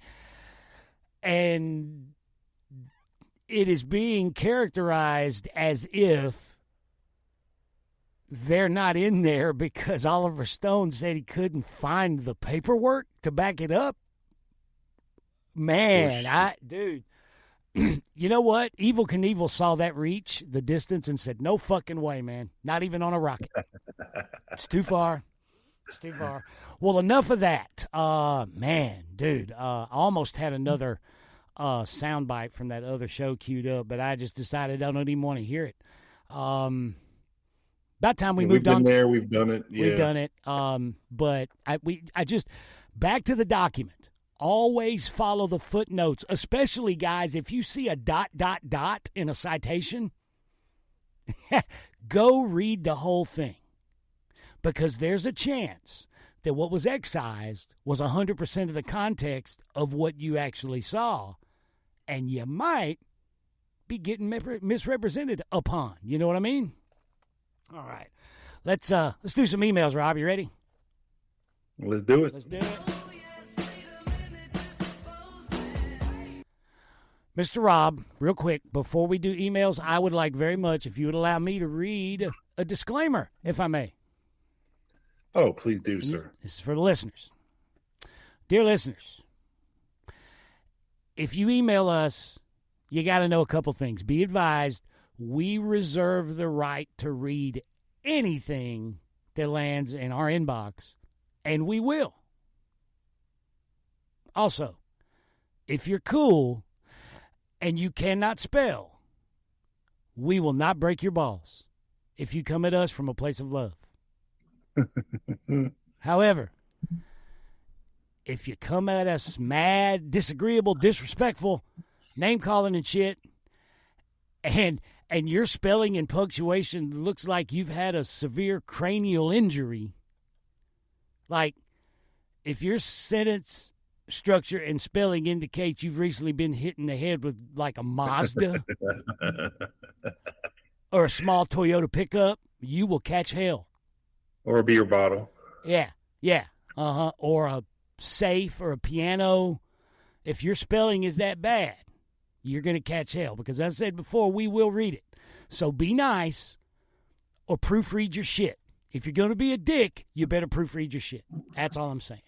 So we'll get there, I promise. All right. With that being said, the floor is yours, mailman. All right, let me reach down, lift my sack up here a little bit. Man, sack's full this week, Doug. I love it. All right. First one we got here is from Frico and Tanescu. So hopefully easy for you to say. I probably butchered the fuck out of that name, but Liberty Lobby. So sorry, Frico, if this is your real name. It says, "Hey, Bobster. Bobster. You may be interested in this. and follows with a YouTube link, which takes you to a YouTube video called The Kennedy Assassination Inside the Book Depository. So anyone can find that on YouTube. It says the maps and 3D models of the assassination are really revealing, I reckon. Personally, I always find it really difficult to visualize the actual locales of the events, but this does a very good job. Frico. So yeah, Frico, if you haven't had the opportunity to go to Dealey Plaza in person and see all the different various locales and positions and other cool stuff to see while you're down there, it is very hard to visualize in your brain how everything is kind of laid out and the distances and all that. And, anybody visiting Dealey Plaza for the first time, I recommend you just take a couple hours out of your day and just realize that you're not going to do shit else. And just walk around and take it all in, man. Like, go up on the triple overpass, go behind the grassy knoll. Take a look and see what the vantage points are from different places. Get up on that Zapruder pedestal. Walk around. Yeah, man. Scan the terrain long and hard. And just take it all in. Don't have anybody with you. Don't have anybody interrupting your Zen-like flow. Take a lot of pictures so you remember. And just take it all in, and just walk around. Just put yourself in all these various positions, because it will give you a very good mental picture whenever you're reading or discussing or anything about Dealey Plaza. It's always a good idea to do that. If you want to check that video out, it is on YouTube, folks. So go check it out. Yeah, and thanks for the recommendation. Frito? Yes. Is that right? Did I say that Frico. right? Frito. Fucking Frito. Hey, you know what? That if I can interject, Rob, your listener there, our emailer, thank you, sir, for the recommendation. He reminded me there's something I forgot to do in the first half. Listener recommendation, a book. I just want to plug a book real quick and tell everybody, if I may, very fast, about this book that has come out. Everybody is familiar with the name Tony Suesta, Cuban exile paramilitary leader.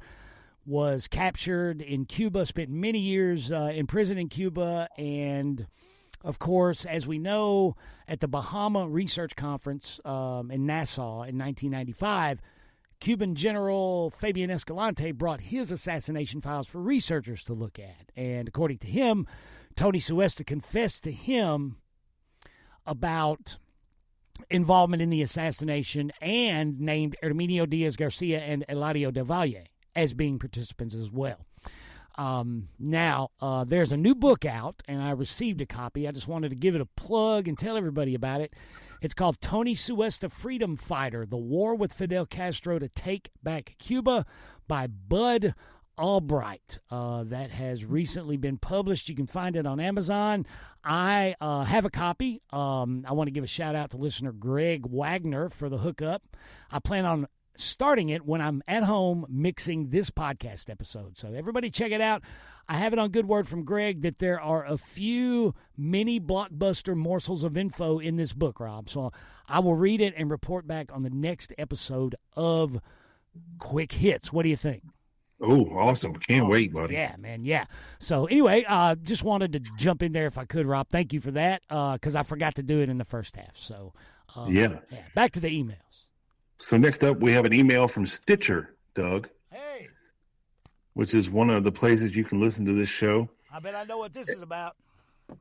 Dear Stitcher content creator, as a reminder, the Stitcher app and website, including our premium service, will end and cease all operations on August the 29th of 2023. Yep. At that time, listeners will no longer be able to access your show via the Stitcher app.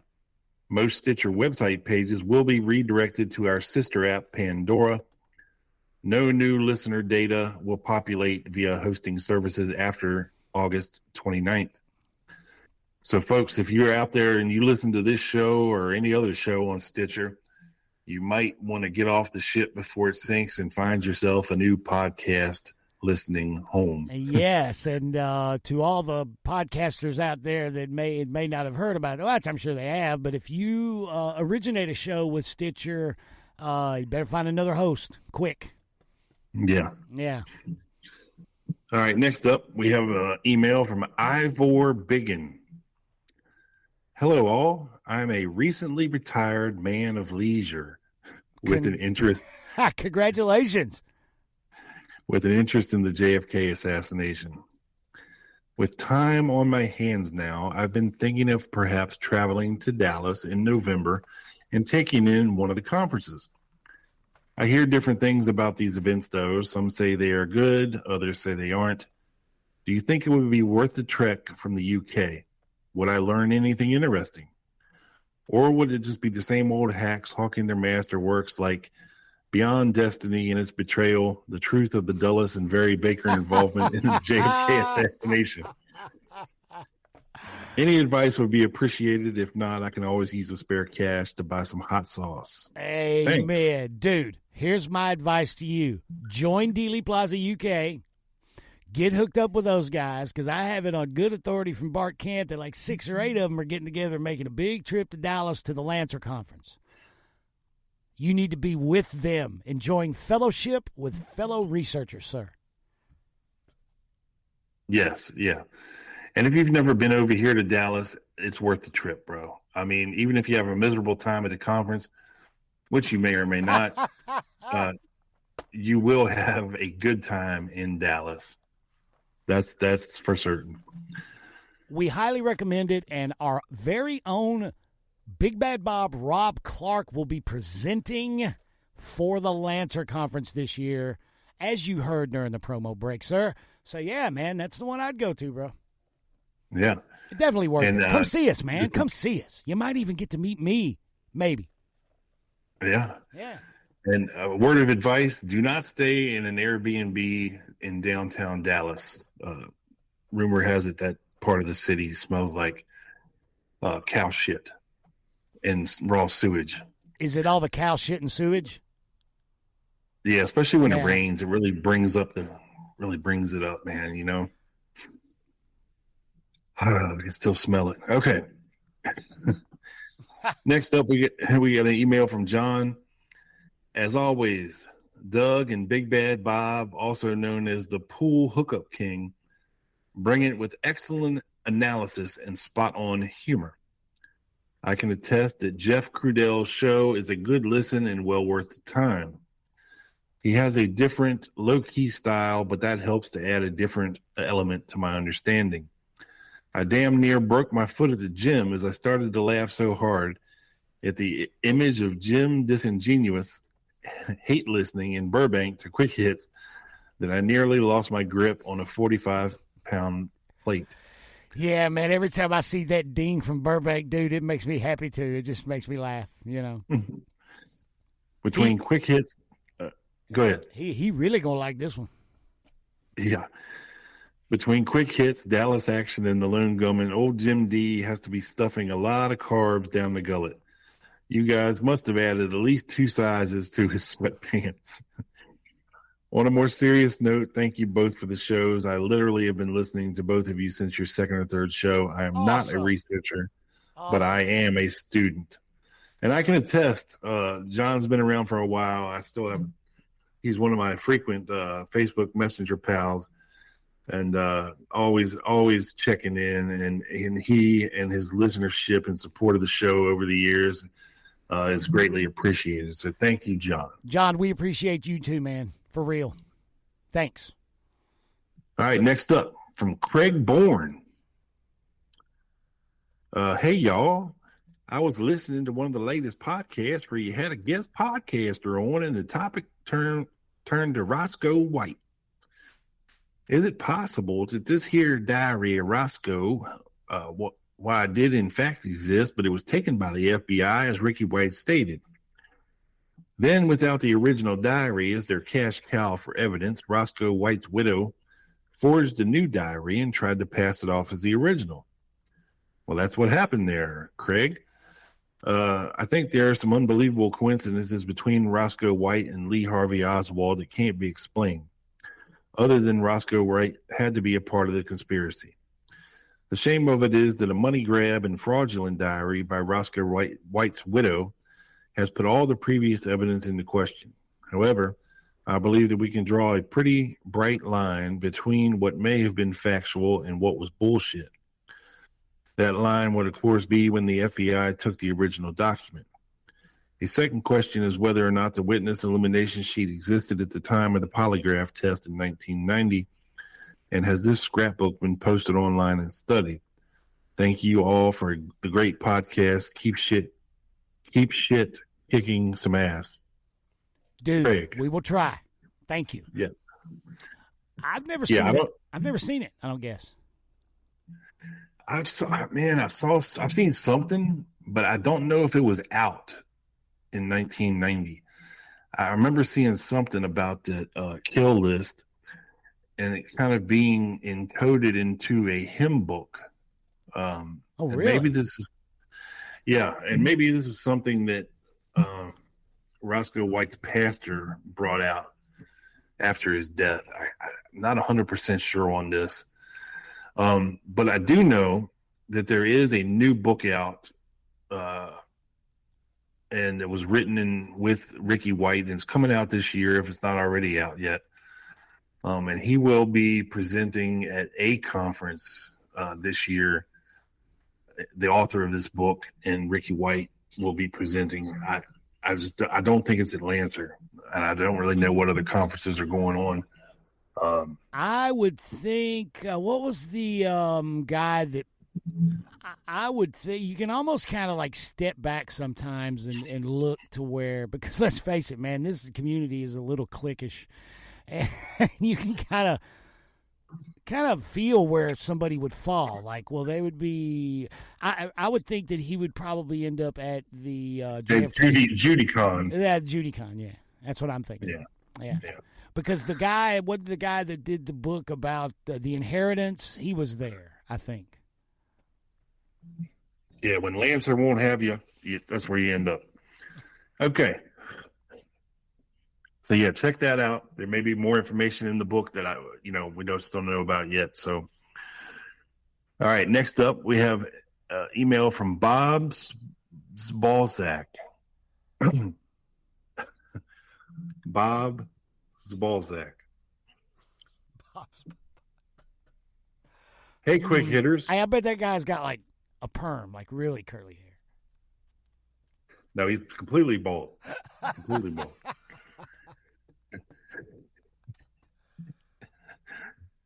A little wrinkly on top, completely bald.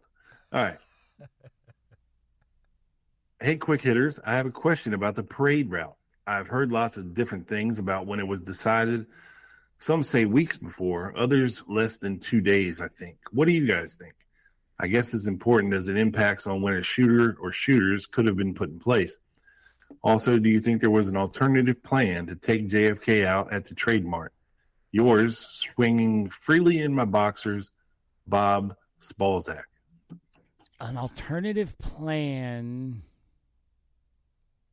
I have heard it surmised over the years. But, man, I don't know. I think you can only speculate, really, whether or not there was another hit team at the Trade Mart. I don't know. I don't think I have an answer to that one.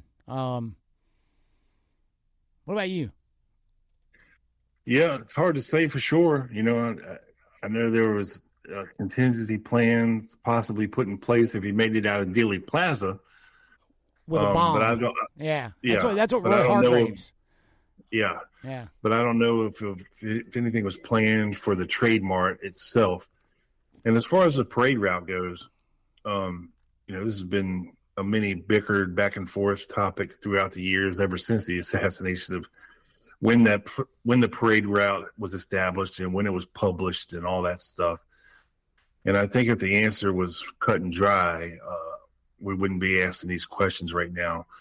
And it would be easy to point to, okay, well, this guy just changed the parade route 2 days before it's supposed to start. Well, obviously he knew something had to be going on here and make that route go in front of the school book depository. But I think that was like early concerns, but over the years, I think it's pretty much fallen off and concluded that, you know, it was planned out well in advance. And, you know, we know when it was published in the paper and things like that. And I don't think it was changed, you know, for whatever reason. I mean, there was a reason that it had to go in front of the school book depository, because I guess if they went straight, they would have been curbed out from getting on the Stemmons freeway. So that's why they did what they did. But yeah, good question for sure. Very good question. Yeah. Thank you so much, dear emailer. Yes. Yeah. All right. This one is from Daryl McAlpine. And it's addressed to me, Doug, concerning a lone gunman number 61, which I have no idea what the hell that was. Oh, he's going way back. Back. Digging deep in the archives, brother. Deep. It says, hey, Rob, I thoroughly enjoyed your podcast. Thanks. I've just started from the beginning and have just finished number 61. I'm open-minded and have always leaned towards a conspiracy. Your guest put forward a persuasive case for the lone nutter side, though. I love the balanced approach to TLG and your delivery that allows for critique of everything. You may have already covered it, as I have a lot of episodes to catch up on. Yes, you do, Daryl. But I'm really interested in your thoughts on the case he presented. Facts were a little dubious on the magic bullet from his perspective, in my view. Regards, Daryl McAlpine. So, who is he talking about? Who was an early lone nutter? That's the $1 million question. Who would that have been? I don't know. I'm gonna look. So I may need a little filler here while I look. To help figure this out here, because I want to say that early on, you know, I had Fred James on, I had Steve Rowe on, I had what was that other cat's name? I just can't remember. It's been so long. I mean, we're talking years. You know what I mean? Yeah. Well, it would be easier for me because I've literally never had a lone nutter on my show. Yeah, I've had a few. So I'm almost there. I'm back to episode 101. Okay. Episode 61. A difference of opinion. Scott Maudsley was his name. Yeah. And he was very active on Facebook back in the day. Not so much anymore. I'm not sure what happened to him, but I guess he fell off a little bit. But yeah, to accurately answer your questions, I'd have to go back and re-listen to the entire 2-hour episode. But you know, that's the reason I have lone nutters on. I like to hear why they think the way that they do. I've heard why they think the way they do, and it's all bullshit, Rob. Well, that is for you to decide as a listener, Doug. I did a long time ago, and as a host, I'm not having any of that bullshit. I hear you. Hey, but that's what. Hey, good cop, bad cop. We said something about that earlier. Yeah. Yeah. Oh, and I bitch about the email segment sometimes, but guys, I don't really hate the email segment. It's more of our dynamic, right? Yeah. I love you guys. Yeah. So it's always good, to get yourself thinking and to go check out things on your own. If you disagree with somebody else, to be able to argue with them about it. You know, when we're talking about the magic bullet, and if he's got certain ways of thinking for whatever reason, it's pretty easy to go back and kind of see where he's coming from and provide an argument to counter that presentation. So, you know, it is what it is. It's all food for thought and made to make you think and look further on your own. to better further your own personal knowledge on such aspects of the assassination. All right, lastly up, Doug, we got one more. Save this one for last, because this is the doozy of the week. Mm-hmm. This one comes to us from Tony Fredianelli, and I probably butchered that last name. And Fredianelli or Fredianelli, and you may know him better as a former guitarist for Third Eye Blind. You know, you remember that couple catchy songs they had there in the 90s, you know? You would have to play one for me, honestly. Really? Yeah, yeah. Oh, were they I don't know. They were kind of like new part of the like new poppy metal sound of the 90s. Poppy metal of the night, like Creed? Yeah, kind of Creedish. Yeah, man. But a little bit more upbeat and poppy sounding. Oh, see, man, I was, that's when my Deftones phase started. And they were dark. I know if you heard the songs. Darker. I know if you heard some of the songs that they've done, you would definitely recognize them. But I don't want to play them here for copyright reasons. Right. So they're called, what was it, Brown Eye Blind? Third Eye Blind. Third Eye Blind. Okay, sorry. That is where my third eye is. 2 on the head and 1 on the ass. Okay. That reminds me of that joke. Have you heard that? And you'll love this joke. You'll get it in the end. This guy, this woman, and her husband's a big B.B. King fan, right? So for his birthday, she gets a B.B. King tattoo. She gets a B on each ass cheek, right? Right. And so he gets home from work on his birthday, and she says, "Happy birthday," and she turns around, she drops her pants, and she bends over, and he looks, and he goes, "Who the fuck is Bob?" Oh, Bob King. Yeah, okay, I'm sorry. Go ahead with Red Eye Blind. Okay, the guitar player. Yes, Third Eye Blind. Okay, Third Eye yes, Blind. I'm sorry. Yes. I need to look them up in a minute. Yeah. All right. Tony says, doing amazing work on the discredibility of the evidence, i.e. the photographs and Zapruder film. It's embarrassing anyone anywhere is still trying to rip any item of evidence as being determinative of anything but fraud. If you ask me, it's the only reliable proof of the government's guilt and complicity with certainty after the fact. And given the speed of production of the fakery, a strong case can be made for it being a pre-planned event. So guilt before the fact. After all, they were tracking Oswald, right? Period, question mark. Of course they were. They employed him. Where are his tax records, Doug? Well, they are still classified, top secret on the grounds of national security is where they're at. That's right. Right. So here's where it gets good. You need to focus more energy on the fraud done to manufacture evidence and collusion by the government to misdirect society. Fred? Is that his name, Fred? Tony. It's Fred and Nelly or something like that. Tony, I think you should start a podcast focusing on the fraud done to evidence. My opinion. As the following was mine. Yeah. Calling Fletcher Prouty a liar, one hand.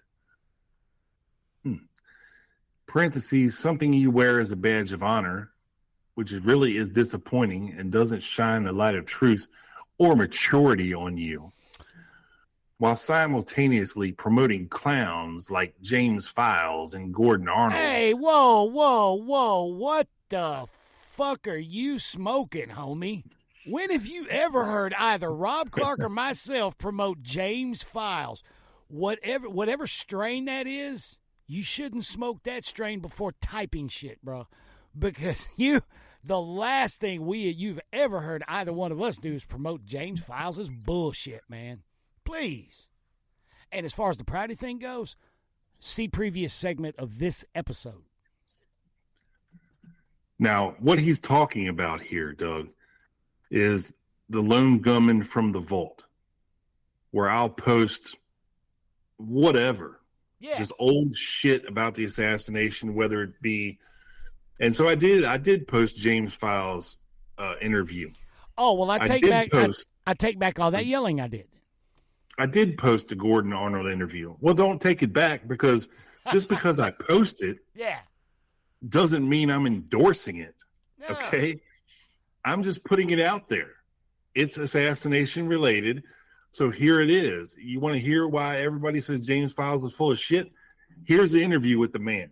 It's real easy to sit here and say James Files is full of shit. Nobody believes him. He's been debunked, blah, blah, blah. But what did James Files actually say? If you ask somebody that, 9 times out of 10, they can't tell you because they've never heard the interview. But to make that generalization that we criticize Prouty but promote James Files is absolutely false. It's absolutely false. You've uploaded Prouty shit to that From the Vault channel, too. Yeah, I'm sure. Maybe. I mean, there's only like 9,000 things on that channel, so. Yeah. Like I said, I post whatever. Yeah. It's just more assassination-related material for you to consume as a listener. God damn it, content. That's what it's providing you. I'm not promoting it. I'm just providing it and saying, here. Quick Hits and the Lone Gunman podcast is where you will get anything that he actually promotes. Correct. Yeah. And Quick Hits right here on this show, you'll get anything that we actually promote. And we've never talked about or promoted James Files or Gordon Arnold or anybody else you list in here. Right. Now you called it From the Vault. You could have called it old shit. That's what it is. Right. Right. Yeah, it's just old shit. It's 30-year-old interview with James Files. In case you've never heard it, here it is. Go listen to it. It's a public service. Mm-hmm. Yeah. That's all. Hell, Fred.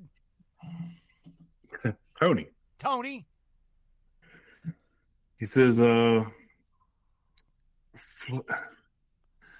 Fletcher Prouty is like Abe Lincoln next to them.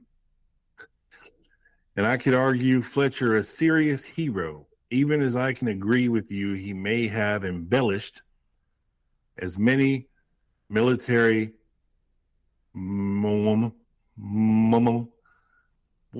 is MWM? Is that a word? Dude, I don't know, but I let Momo read that email.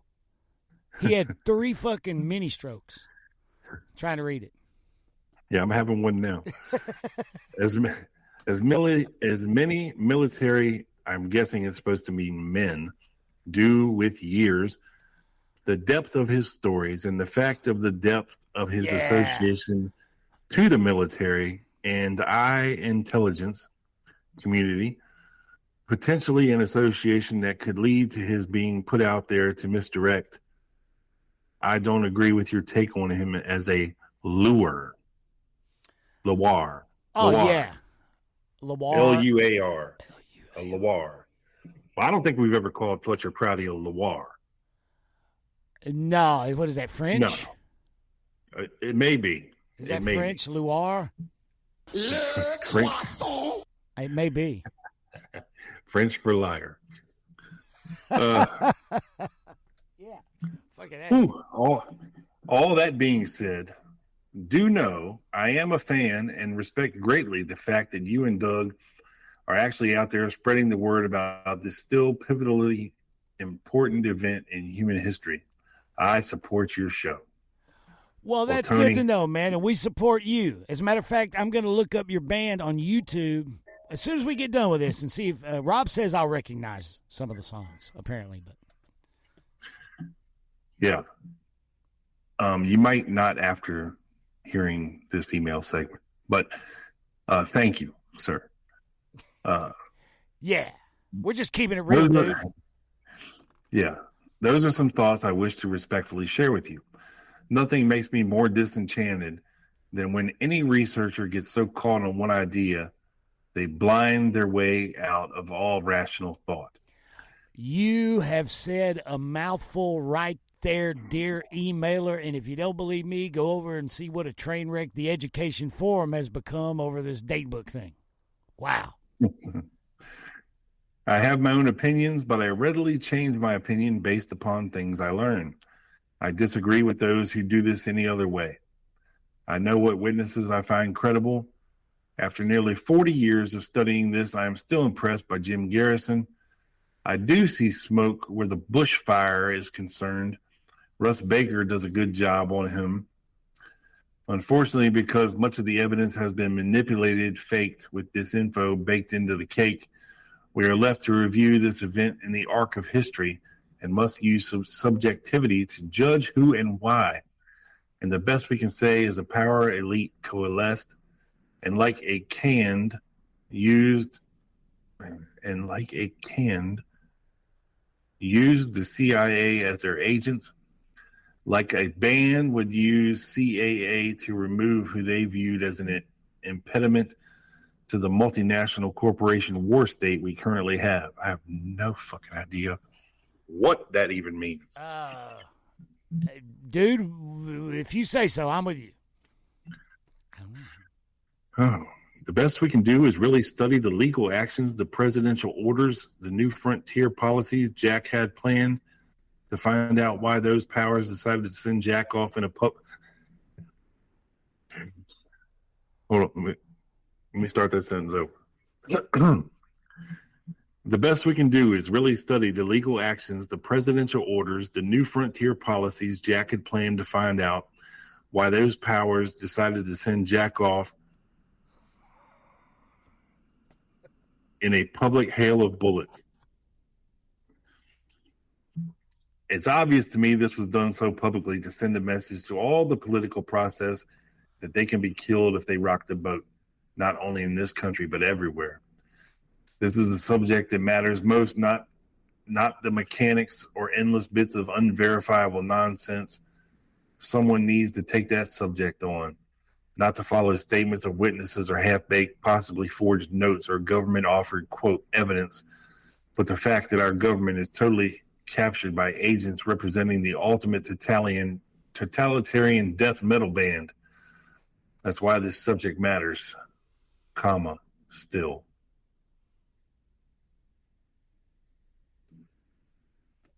Thank you, sir, for the email. Yeah. Thank you very much. Thank you very much. We appreciate it. Yes. Yeah. I Tony is a listener to this show and in both of our individual shows, even though we may not see things eye to eye. Fletcher Prouty is a fucking liar and always will be and always has been. Okay. And whether or not you agree with us on that point, despite the many mountains of evidence we proceeded to prepare for your consumption on this show and several others. I mean, we just did it on this show again. You throw us a softball and we'll knock that sumbitch right out the park and show you where to fucking stick it when it comes to Fletcher Prouty. He's full of shit. You can't base anything that he says or take it for any kind of evidentiary value whatsoever. Yeah, I don't think so either. But you're free to believe whatever you want to believe. You're free to believe whatever you want to believe. I mean, the contradictions, and over and over and over and over again, the backtracking, the one chance he had to sit down with an official body and present everything he had been claiming and back up everything he had been claiming. When he finally got the chance, he crawfished on everything. Every single thing they asked him about. The one chance he had, he blew it. And he blew it on purpose. And it's not just us saying this. No. This is the ARRB saying this. This is Colonel Reich of the 116th Military Intelligence Unit saying this. And This I'll is tell you Victor who else. Krulak. Yeah. Yeah. But I'll tell This you is who Victor else. Krulak saying this. That Fletcher Prouty is full of shit. And you know who else says it? A hell of a lot more researchers in private, off the record, and authors and historians. A lot more than who are willing to state it publicly. Yeah, we're just willing to state it publicly. Yeah, take my word for it. You see the backlash that we get from stating this publicly. Yeah, but, right, and you would be surprised, okay, if you're a member of the research community. You'd be surprised how many people roll their eyes when the guy comes up. You know, smart people, respected people. But then again, they, like us, we don't have a vested financial interest in the stories of Fletcher Prouty either. And apparently, neither does Oliver Stone. There's absolutely no difference between Fletcher Prouty and Judith Very Baker. Or James Files. Other than the fact that Fletcher Prouty was in a high-ranking position in the United States military. That's it. He's still a myth maker. He's still a liar. And he has done nothing for 30 years other than try to make money off of his quote-unquote story. You know, eventually we can put him in the same historical dustbin as Antonio Veciana will be proven to be. You know what I'm saying? And people are still trying to make money off of his lying corpse to this very day. And if you want to believe it, that's something else going on in more than one circle of this community. And I'm not going to say any more about that. But anyway, dang, Rob, I hate that we're ending the whole thing on an adversarial. We're all fired up. Not really. Man. We're all fired up. We love our listeners. We do. It's just hard when you can't make them see the light, even though you give them a lantern. Well, yeah. To me, it's even harder to watch things being misrepresented so blatantly from other corners. That's the hard thing. Supposedly highly respected corners. Well, supposedly. That's changed over the years as well, I think. True. Yeah, absolutely. But thank you for your email. You, sir, are as passionate about this subject as we are. And, hey, man, we're just intellectual disagreements over evidence and things. Nothing personal, my friend. Trust us. Yeah, and nothing's stopping you from starting your own show where you can talk about man. whatever you want, brother. Dude, you should do a whole series on the alteration of the Zapruder film, right? I'd listen. Knock it out, man. You're a pro guitar player. You got fucking access to studio equipment. Fuck. Yeah. Do your thing, bro. We'd listen. We'll promote it. Put it on, man. Hell yeah. Hell yeah. We'll help you out, man. Get you some exposure. So thank you. Thank you, Tony.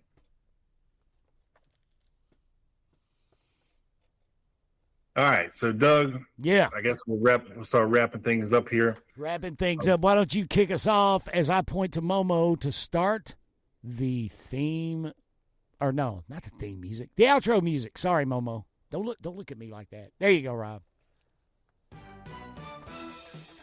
Yes, for all things Big Bad Bob, head over to Twitter, TikTok, and what's the other one? I'm sorry, it's not Twitter anymore. It's X. Head over to X, TikTok, and Instagram at The Lone Gunman 7 to follow along. Make sure you are subscribed to the YouTube channel, The Lone Gunman Podcast. I'm telling you right now, if you haven't done it yet, you better go do it because something very, very big is going to be happening on that YouTube channel. Let's just say after the 60th anniversary this year, moving into the new year. So you're going to want to be subscribed and make sure that you get notified when things may happen, like things drop on the channel, or maybe I decide to go live or something like that. Hey, there's a what do they call that? something alert. So yeah, YouTube, the Lone Gunman Podcast channel. Like, subscribe, and get notified.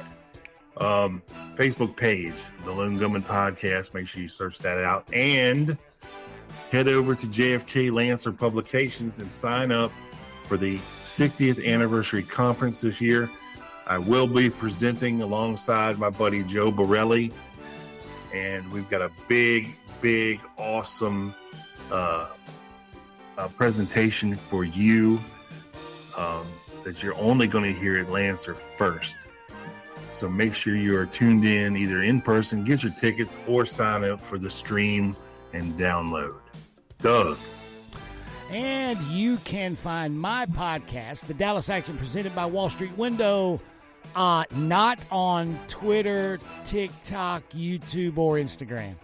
No, but you can find it on podcast catchers and apps worldwide, including Spreaker. Everywhere you find quality podcasts, Spreaker is the mobile podcast app of champions of all three of our podcasts. Historical research and study of the people, places, things, events, and ideas surrounding the JFK assassination, like this show, guys. Another fine podcast from Drop D Podcast Productions in the heart of Music Row, Music City, USA. So, for Rob Clark and for Momo Scaranucci, this is Doug Campbell saying tune in again next time when, upon being asked to describe her unique contribution to the world of online JFK assassination research discussion forums, we'll hear the co-author of the book Coup in Dallas say, Spam, spam, spam, spam, spam, spam, fake beans, spam, spam, spam, spam. To which Bob Carter will reply, I don't like spam! Bob Carter doesn't like spam. We are out. Hey, peace.